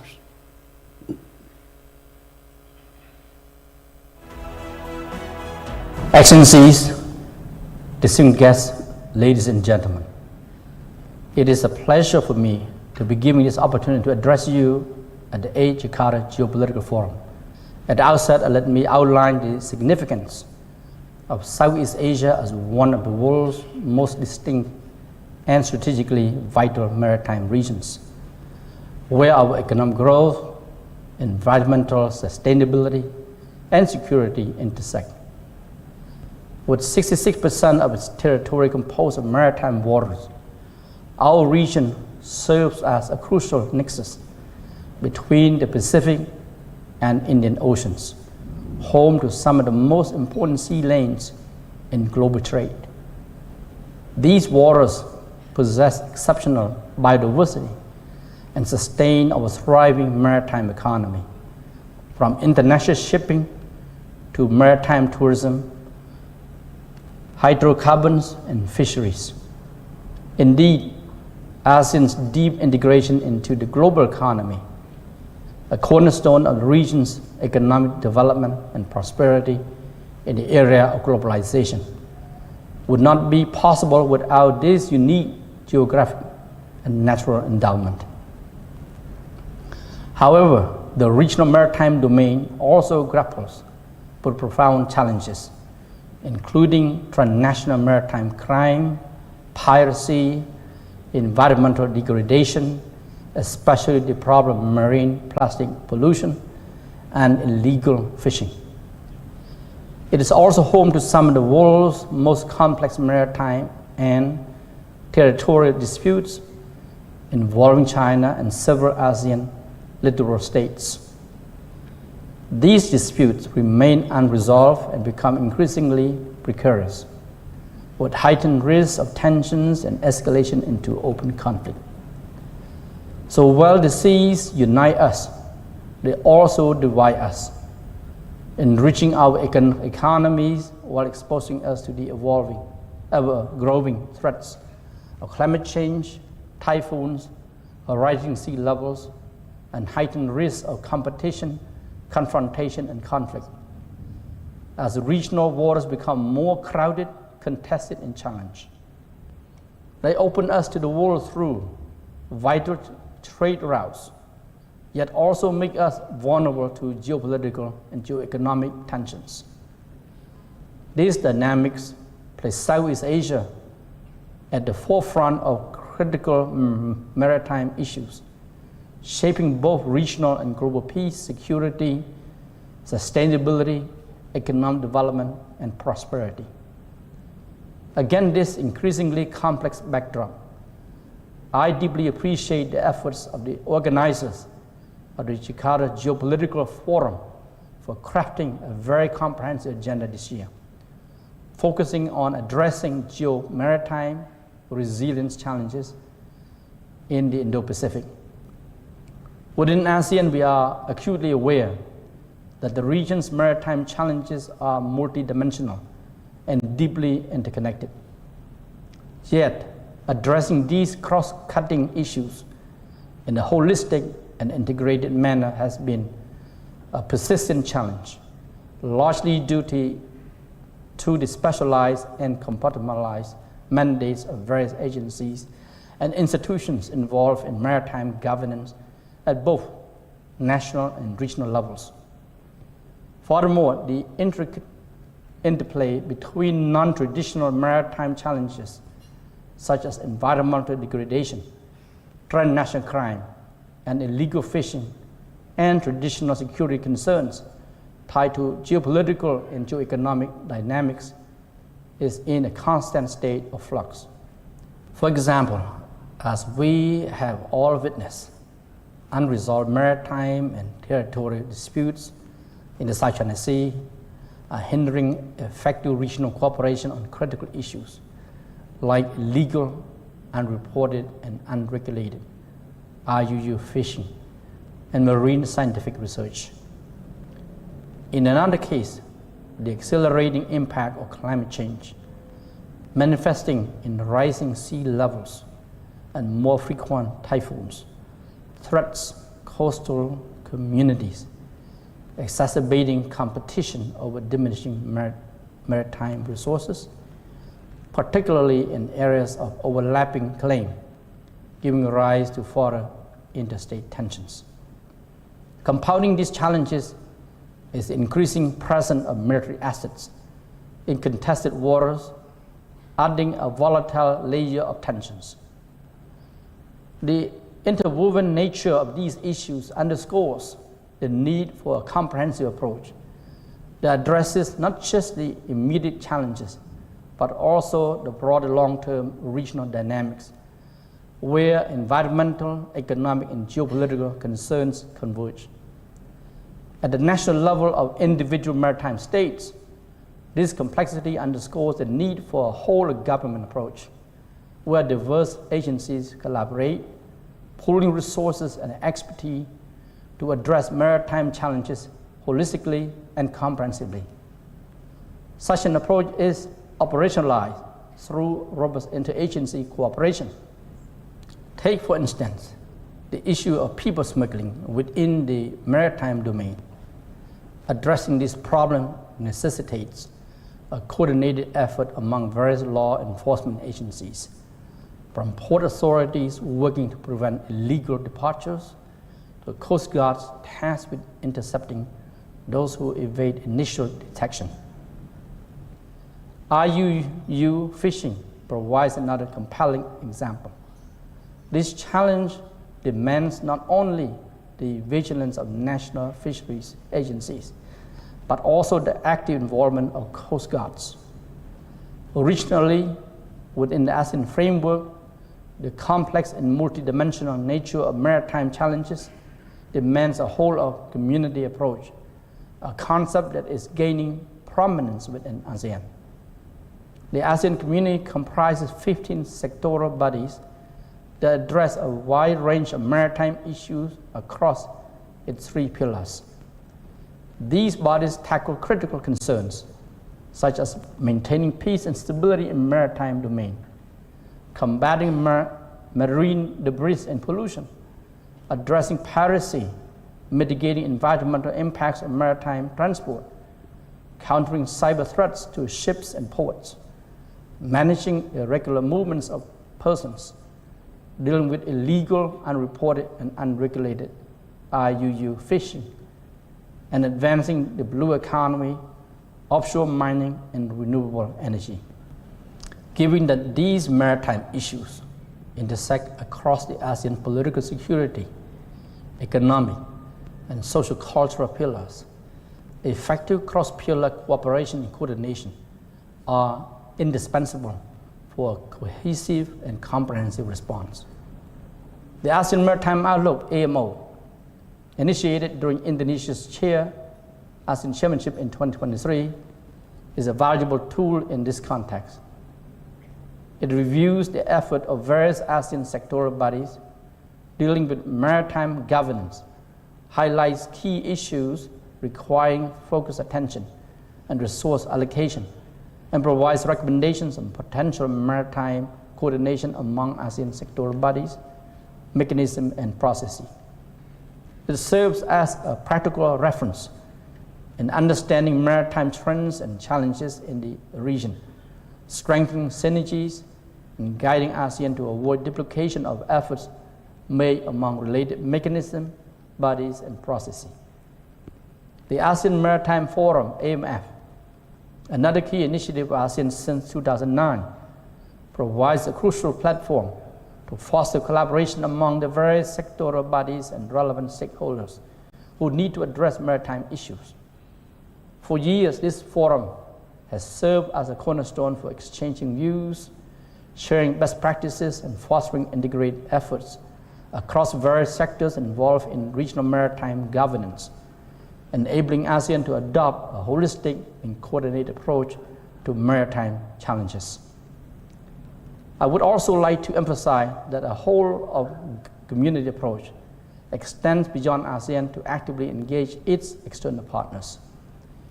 It is encouraging to see that maritime cooperation has been and will remain a priority area across all ASEAN-led mechanisms, including the East Asia Summit, EAS, the ASEAN Plus 3, APT, the ASEAN Regional Forum, ARF, the ASEAN Defense Minister Meeting Plus, ADM Plus, and the expanded ASEAN Maritime Forum, EAMF. Notably, even strategically competitive external partners are collaborating with ASEAN through various programs and mechanisms. Their participation in these frameworks fosters meaningful dialogue and practical cooperation, thus contributing to regional peace and stability and advancing our shared interests in the regional maritime domain. Distinguished guests, ladies and gentlemen, before I conclude, let me highlight 3 important areas, or I call imperatives, that are critical to ASEAN's efforts, effective responses to maritime challenges. First, enhancing dialogue and strengthening strategic trust among ASEAN member states and external partners is essential for ensuring long-term regional peace and stability. The growing contestation in the regional waters, particularly in the South China Sea, not only involve disputes among claimant states, but also reflect the broader geopolitical tensions between the major powers. In this volatile environment, ASEAN must make every effort to increase dialogue and diplomacy and prioritize open channels of communication to reduce the risk of miscalculation or unintended escalation. Regular dialogue, facilitated by ASEAN-led platforms, hence plays a crucial role in fostering mutual understanding, mutual respect, mutual trust, and practical cooperation. Second, ASEAN's continuous commitment to the peaceful resolution of disputes grounded in international law, including the 1982 United Nations Convention on the Law of the Sea, UNCLOS, remains a cornerstone of its strategy to maintain regional stability. This legal framework provides a crucial basis for managing competing claims and promoting a rule-based maritime order, contributing to the broader peace and security of the region.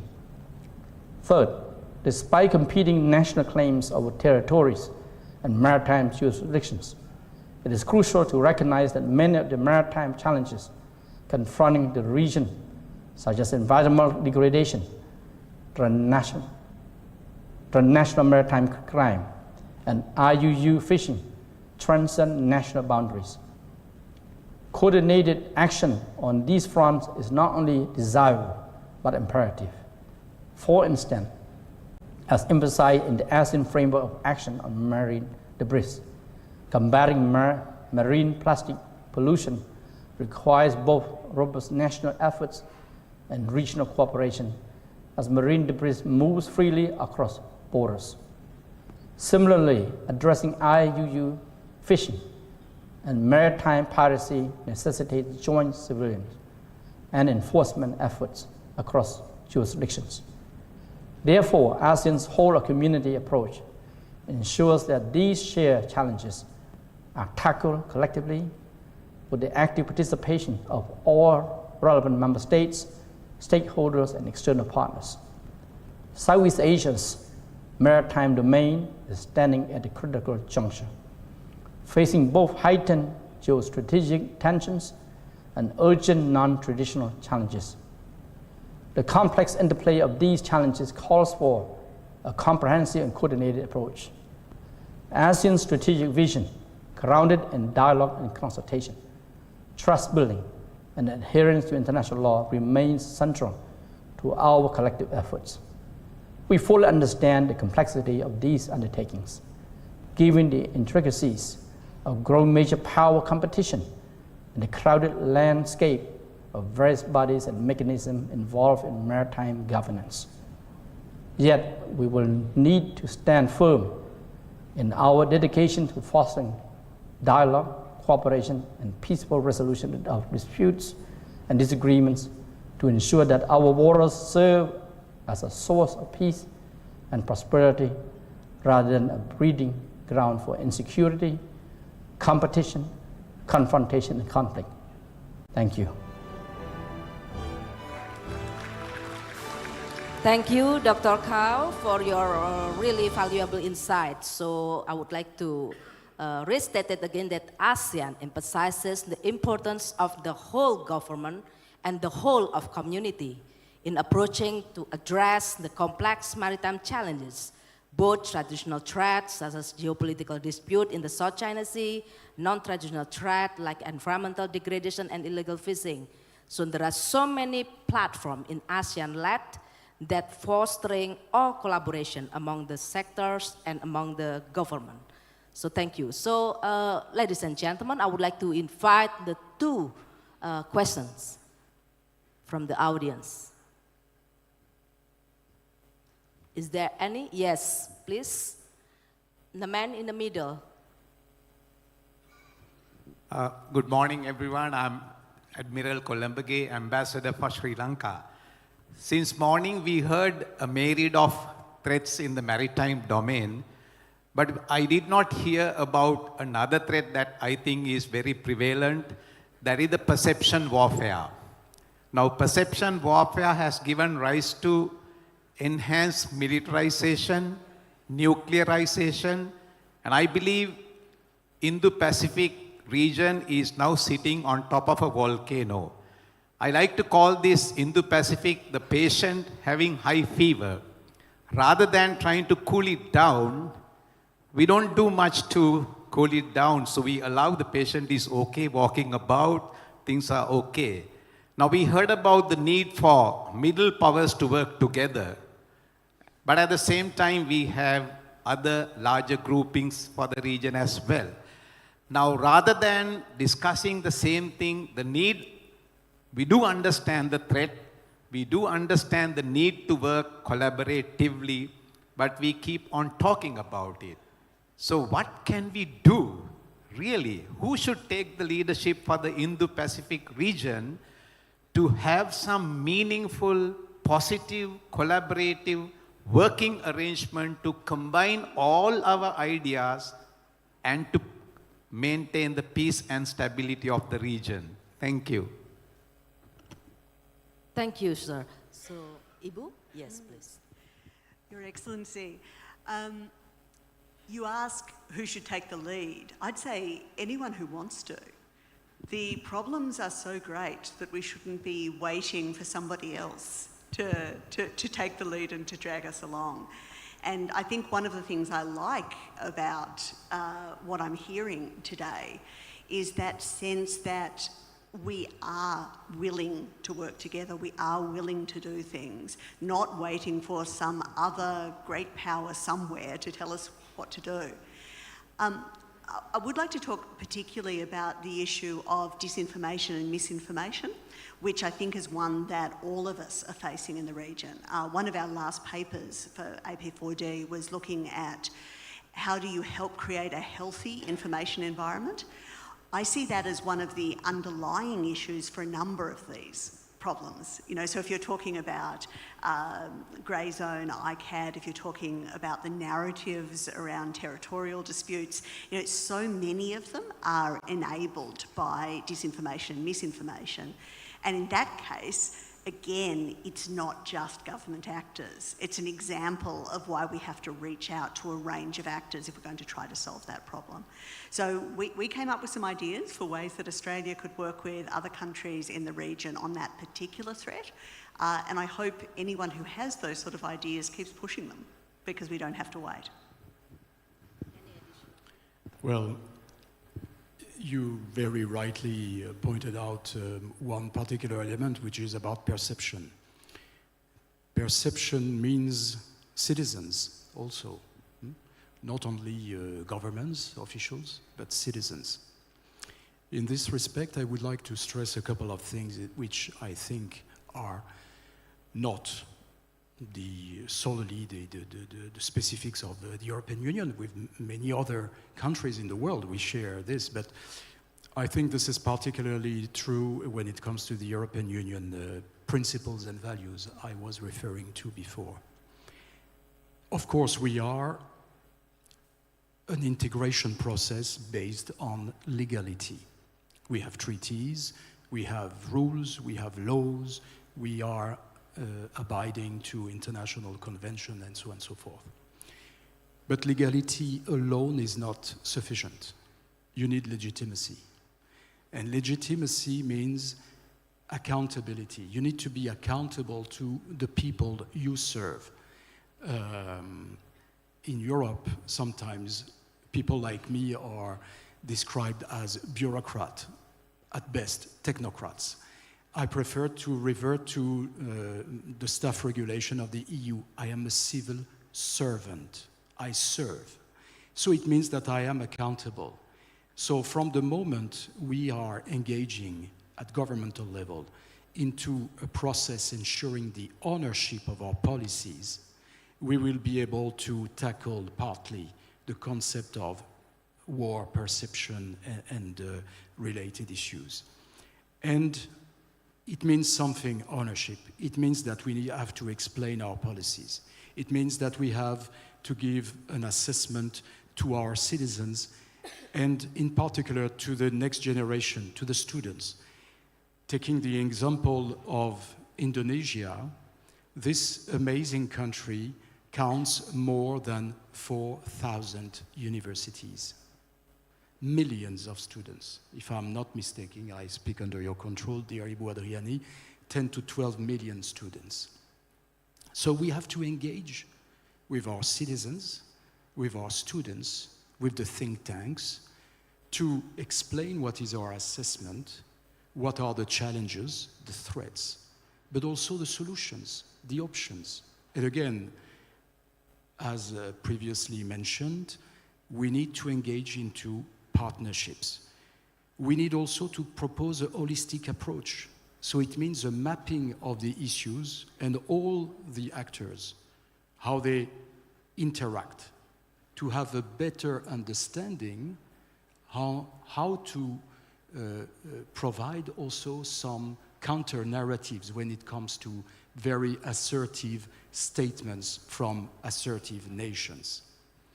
And we have also to be modest and to global and to think, I'm sorry, I don't like at all the concept of middle power. Somehow we are all potentially a middle power. Maybe some of us in this room consider themselves as global power, but we should refrain from qualifying some of us as a middle, little, big. That's very dangerous, I think, and it contributes to this perception. You know, who should take the lead? Well, we all act under the umbrella of the United Nations, huh? So we have all a voice to give. So we have to take into account the external dimension of our domestic policies. And to do that, we have to do our work. We have to be partners with entities, with the civil society, to ensure that whatever we do, again, is based on legitimacy. So it means ownership. Otherwise, this is a very personal opinion, not the EU statement, but I think that we would simply not be followed by our citizens. And so we will increase negative perceptions against someone, a nation, an entity, a culture. This is very, very dangerous. So I think that in our case, for instance, on the European Union side, we are not here to lecture anyone, to deliver the do's and don'ts to anyone. No. Our commitment is to build partnerships in order to have a greater ownership of our role, of our presence in the region, together with our partners. And again, ownership, it's not only with governments, it's also with citizens. So my point is that the best way to provide counter-narratives, to combat FIMI and bad perceptions, is again to have this inclusive approach and to build legitimacy beyond even legality. Legality, legitimacy, ownership, accountability. So thank you, Ms. Taylor and Mr. McCarthy. So now I would like to invite one audience for the question. Yes, Bapak, please. Would you please send the mic? Yes. Thank you for the opportunity. My name is Jovan. I'm a graduate student from University of Indonesia. I would like to ask regarding the as climate change, as we know, and the environmental degradation increases vulnerabilities of to trafficking in maritime regions of the Indo-Pacific. How do the rising geopolitical tensions within the region, especially involving powers such as China and India, impact cooperation on anti-trafficking measures between strategic partners? Thank you.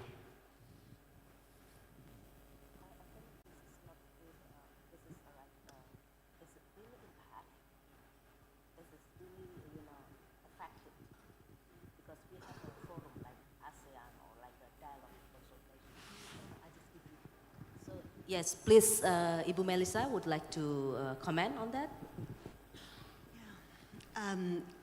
I think climate change and geopolitical tension are, in a sense, they are the two greatest challenges we have, and they interact in complex ways. When we did our research looking at whole of nation, one of the strongest reasons that the people we talked to spoke about is both of those issues. They say, well, if you look at the problem of climate change, we have to take a more integrated approach or we're not going to have any impact. And again, if you're really worried about geopolitical competition, again, we have to take a more integrated response. I watch a lot what's happening with the intersection between climate change and geopolitics in the Pacific Islands. That's an area of obvious great concern for Australia. And on the whole, I think it has given Pacific Island leaders more of a platform and a voice to speak about climate change issues because they are situated in a geopolitically difficult and contested space. From Australia's perspective, we have constant demands from Pacific Islands that we do more on climate change, that we understand the impact and what that means for their key security issue, existential security, with rising sea levels. And that, I think, has changed our outlook as well. So that's a general answer, I think, on some of those issues between the geopolitics and the climate change challenges that interrelate and supercharge both concerns for the region. Thank you, Ms. Tyler. So any additional statement, Mr. McCarthy? Well, a general remark. I think that the issues that have been raised by this gentleman somehow refer to the need to have coordinated and operational capabilities to address some threats and risks and also crimes at sea. I think it's been mentioned about smuggling of people, trafficking, drugs and so on. So this is what we do in the European Union. We have a coordinated maritime presence. We have this abbreviation CMP, Coordinated Maritime Presence. It is very complex, but the principle is pretty easy to understand. We are pooling our national resources simply because in the EU, since we are made of a lot of these middle powers, this expression I do not like, we always thought, especially after the Second World War, that by pooling our national sovereignties, we would be much stronger together. And we have even, on some specific areas, delegated some of these sovereignties for the functioning of the internal market, for instance, of the EU, a very powerful economic instrument at the service of the citizens. But when it comes to security issues, we are pooling our resources. We are co-financing actions. We are assisted by the amazing expertise of our experts, people working in the security area, the civilian, the military forces, the border guards. And we ensure a consistent, again, approach in this regard. And you may remember one of the slides I have presented to show some of our actions. These actions are very concrete. But there is an important point. I think the key element is the concept of coordination. To a certain degree, cooperation is absolutely indispensable. Cooperation means exchange of experience, exchange of ideas, agreeing on the challenges, the risks and the threats. But when it comes to concrete actions, you need coordination. And that's a step further.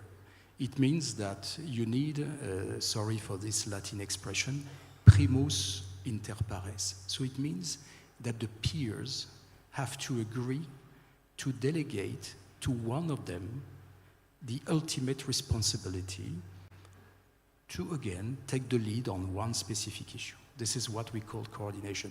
And this is most probably the most difficult element to implement. To be coordinated is not easy.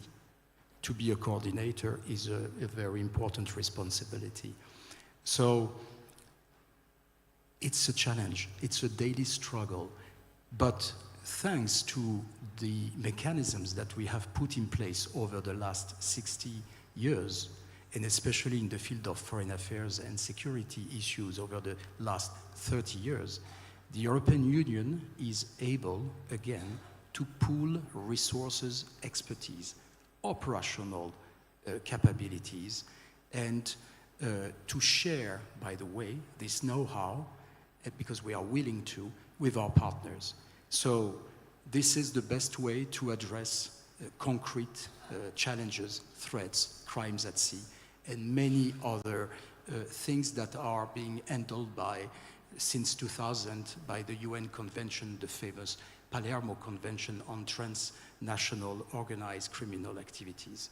And we are very committed to enhance the implementation of these legal instruments together with the UN agencies, with all the regional partners, and on a bilateral basis with all our partners in the world, and especially here in this region. Thank you, Mr. Mekati. Bapak, I give you opportunity, Pak, to deliver your statement. Yes, mic-nya di Bapak yang di depan. This is the last. I think this is the last question.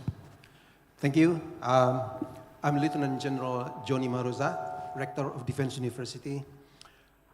I think both speakers made a very strong proposition and arguments about cooperation. You mentioned middle power agencies cooperation. I would like to hear your opinion or explanation about the challenges to cooperate and the ways to deal with it, especially when it comes to very diverse national interests. For example, when we talk about climate change and sustainable development, let's say issues about discussion about what kind of renewable energy that we would like to use, ranging from coal to palm oils, sometimes conflicting with national economic interests or national economic sovereignty. So I would like to hear your opinion. What kind of challenges, main challenges to cooperate and the way to deal with it. Thank you very much. No, thank you, Pak, Rector. And I think we all agree it's very hard. It is a natural human tendency to form silos. So I think our government processes are always going to be difficult to coordinate. And if you're talking about a large nation, the whole of nation will have many different views on issues. How do you try to coordinate? The way we think of it is very much as an aspiration, as in it's not something you can ever do perfectly. You will never get complete whole of government coordination. You will never get complete whole of nation consensus. Those are impossible. But having the aspiration to work towards it actually helps you do better joined up responses to policy problems. So when we're talking about, say, within government, I would be saying to anyone, whatever your position is, wherever you are, how can you try to break down some of these silos? You know, can you talk to this group more? Can you reach out to society more? Is there something you individually could do to try to action this? Now, will that change the whole system? Will that make everything perfect? No, but if all of us do a little bit of that, then we improve. we get more into the direction we want. When we did our consultations on whole of nation, we talked to 113 people from across every sector you can think of in Australian society about what whole of nation meant to them and how they saw themselves in it. They talked about, they were really keen to be involved. They were positive, which is fantastic. They didn't want to be dictated to. The way they put it was that they wanted to be part of the evolving and incomplete national consensus on foreign policy goals. Okay, and I mean all of those things. It's evolving because you never come to a final point on your foreign policy goals. It's incomplete because you never come to a complete consensus.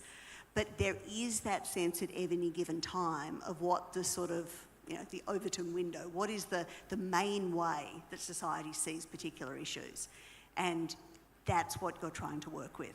What's that evolving, incomplete national consensus, and how can we put that in place from whatever position we're in?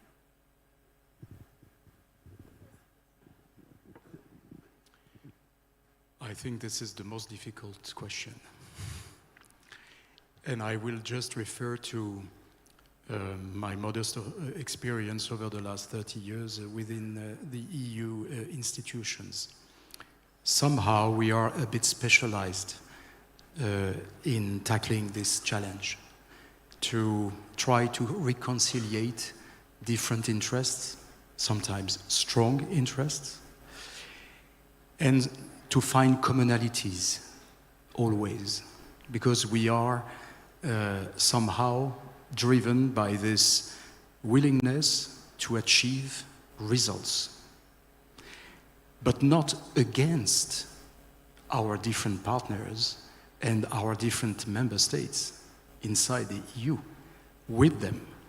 So it's a long process, it takes time. But there is a requirement that I have already mentioned. It is at least to start by agreeing together on a common assessment of the situation, on a common mapping of the different issues, actors, tools, financial capabilities, and so on and so forth. To map our existing capabilities in terms of structures, in terms of capacity to deploy our resources and our security forces. So it means exchanging dialogue, exchanging data.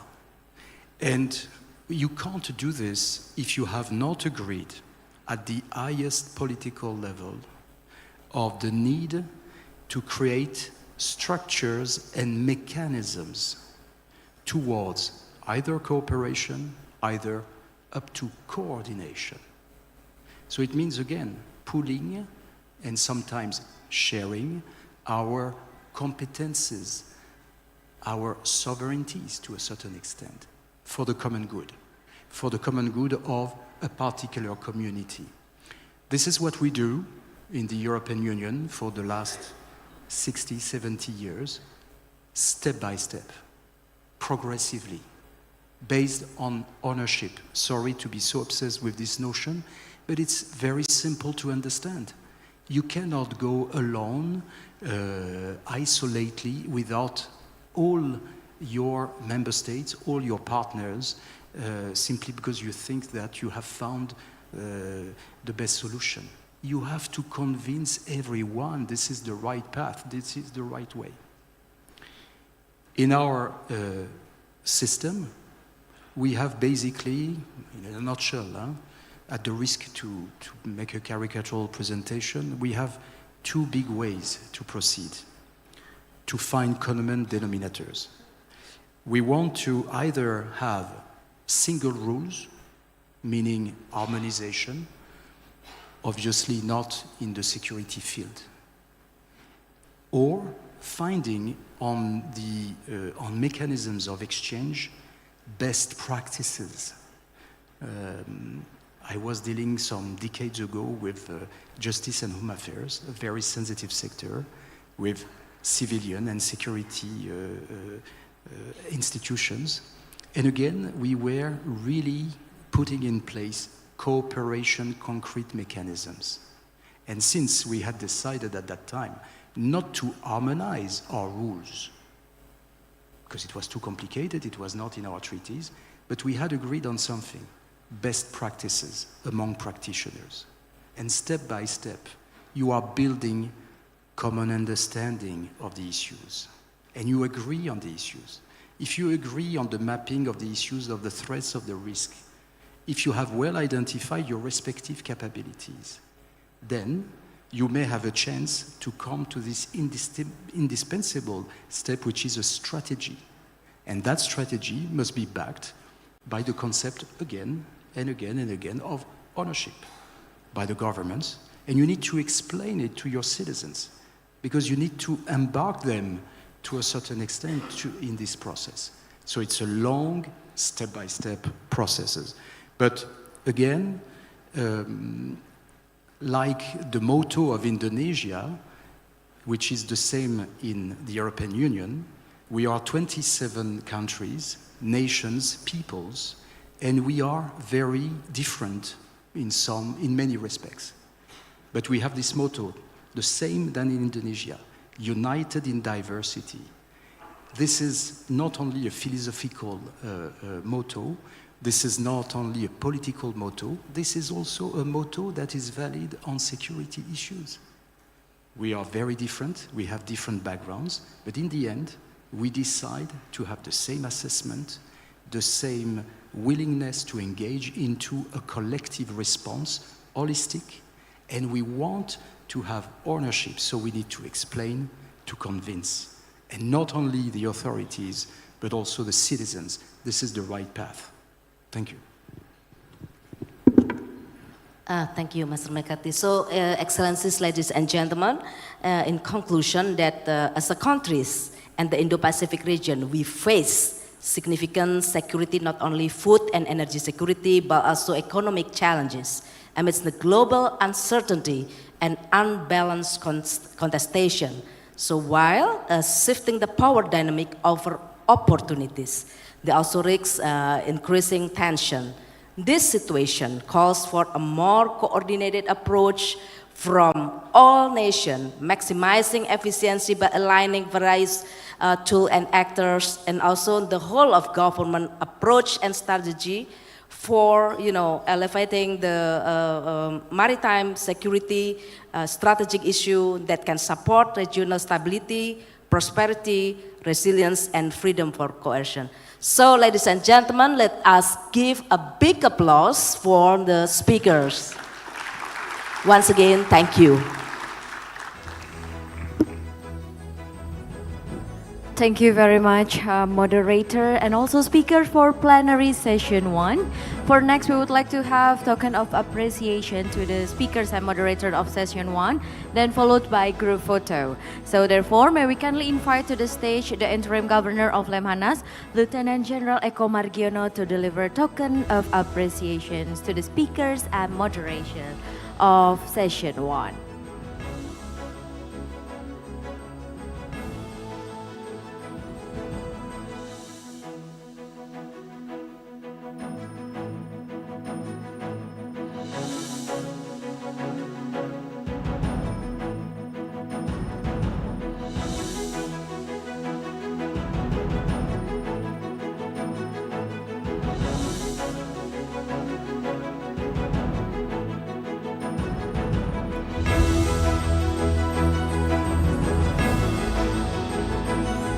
Thank you very much. Please kindly take your place to have the photo station. We'll be taking the pictures on my count. Ready, 1, 2, 3.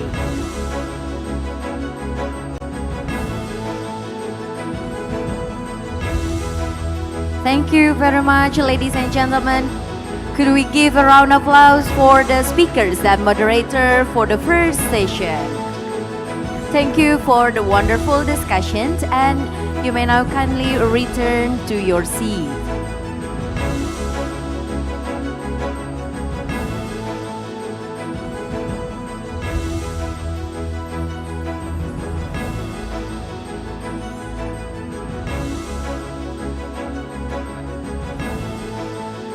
Ladies and gentlemen, now we will have lunch break. For information that the committee has served lunch break, which is available at the foyer for the participant that is next to the stage, and for the VIP officials and also Excellency ambassadors are available in the VIP room. And for those who want to perform Zuhur prayer, it could be done at the prayer room in the lower ground. And see you at the second plenary section at 1:45. Thank you very much.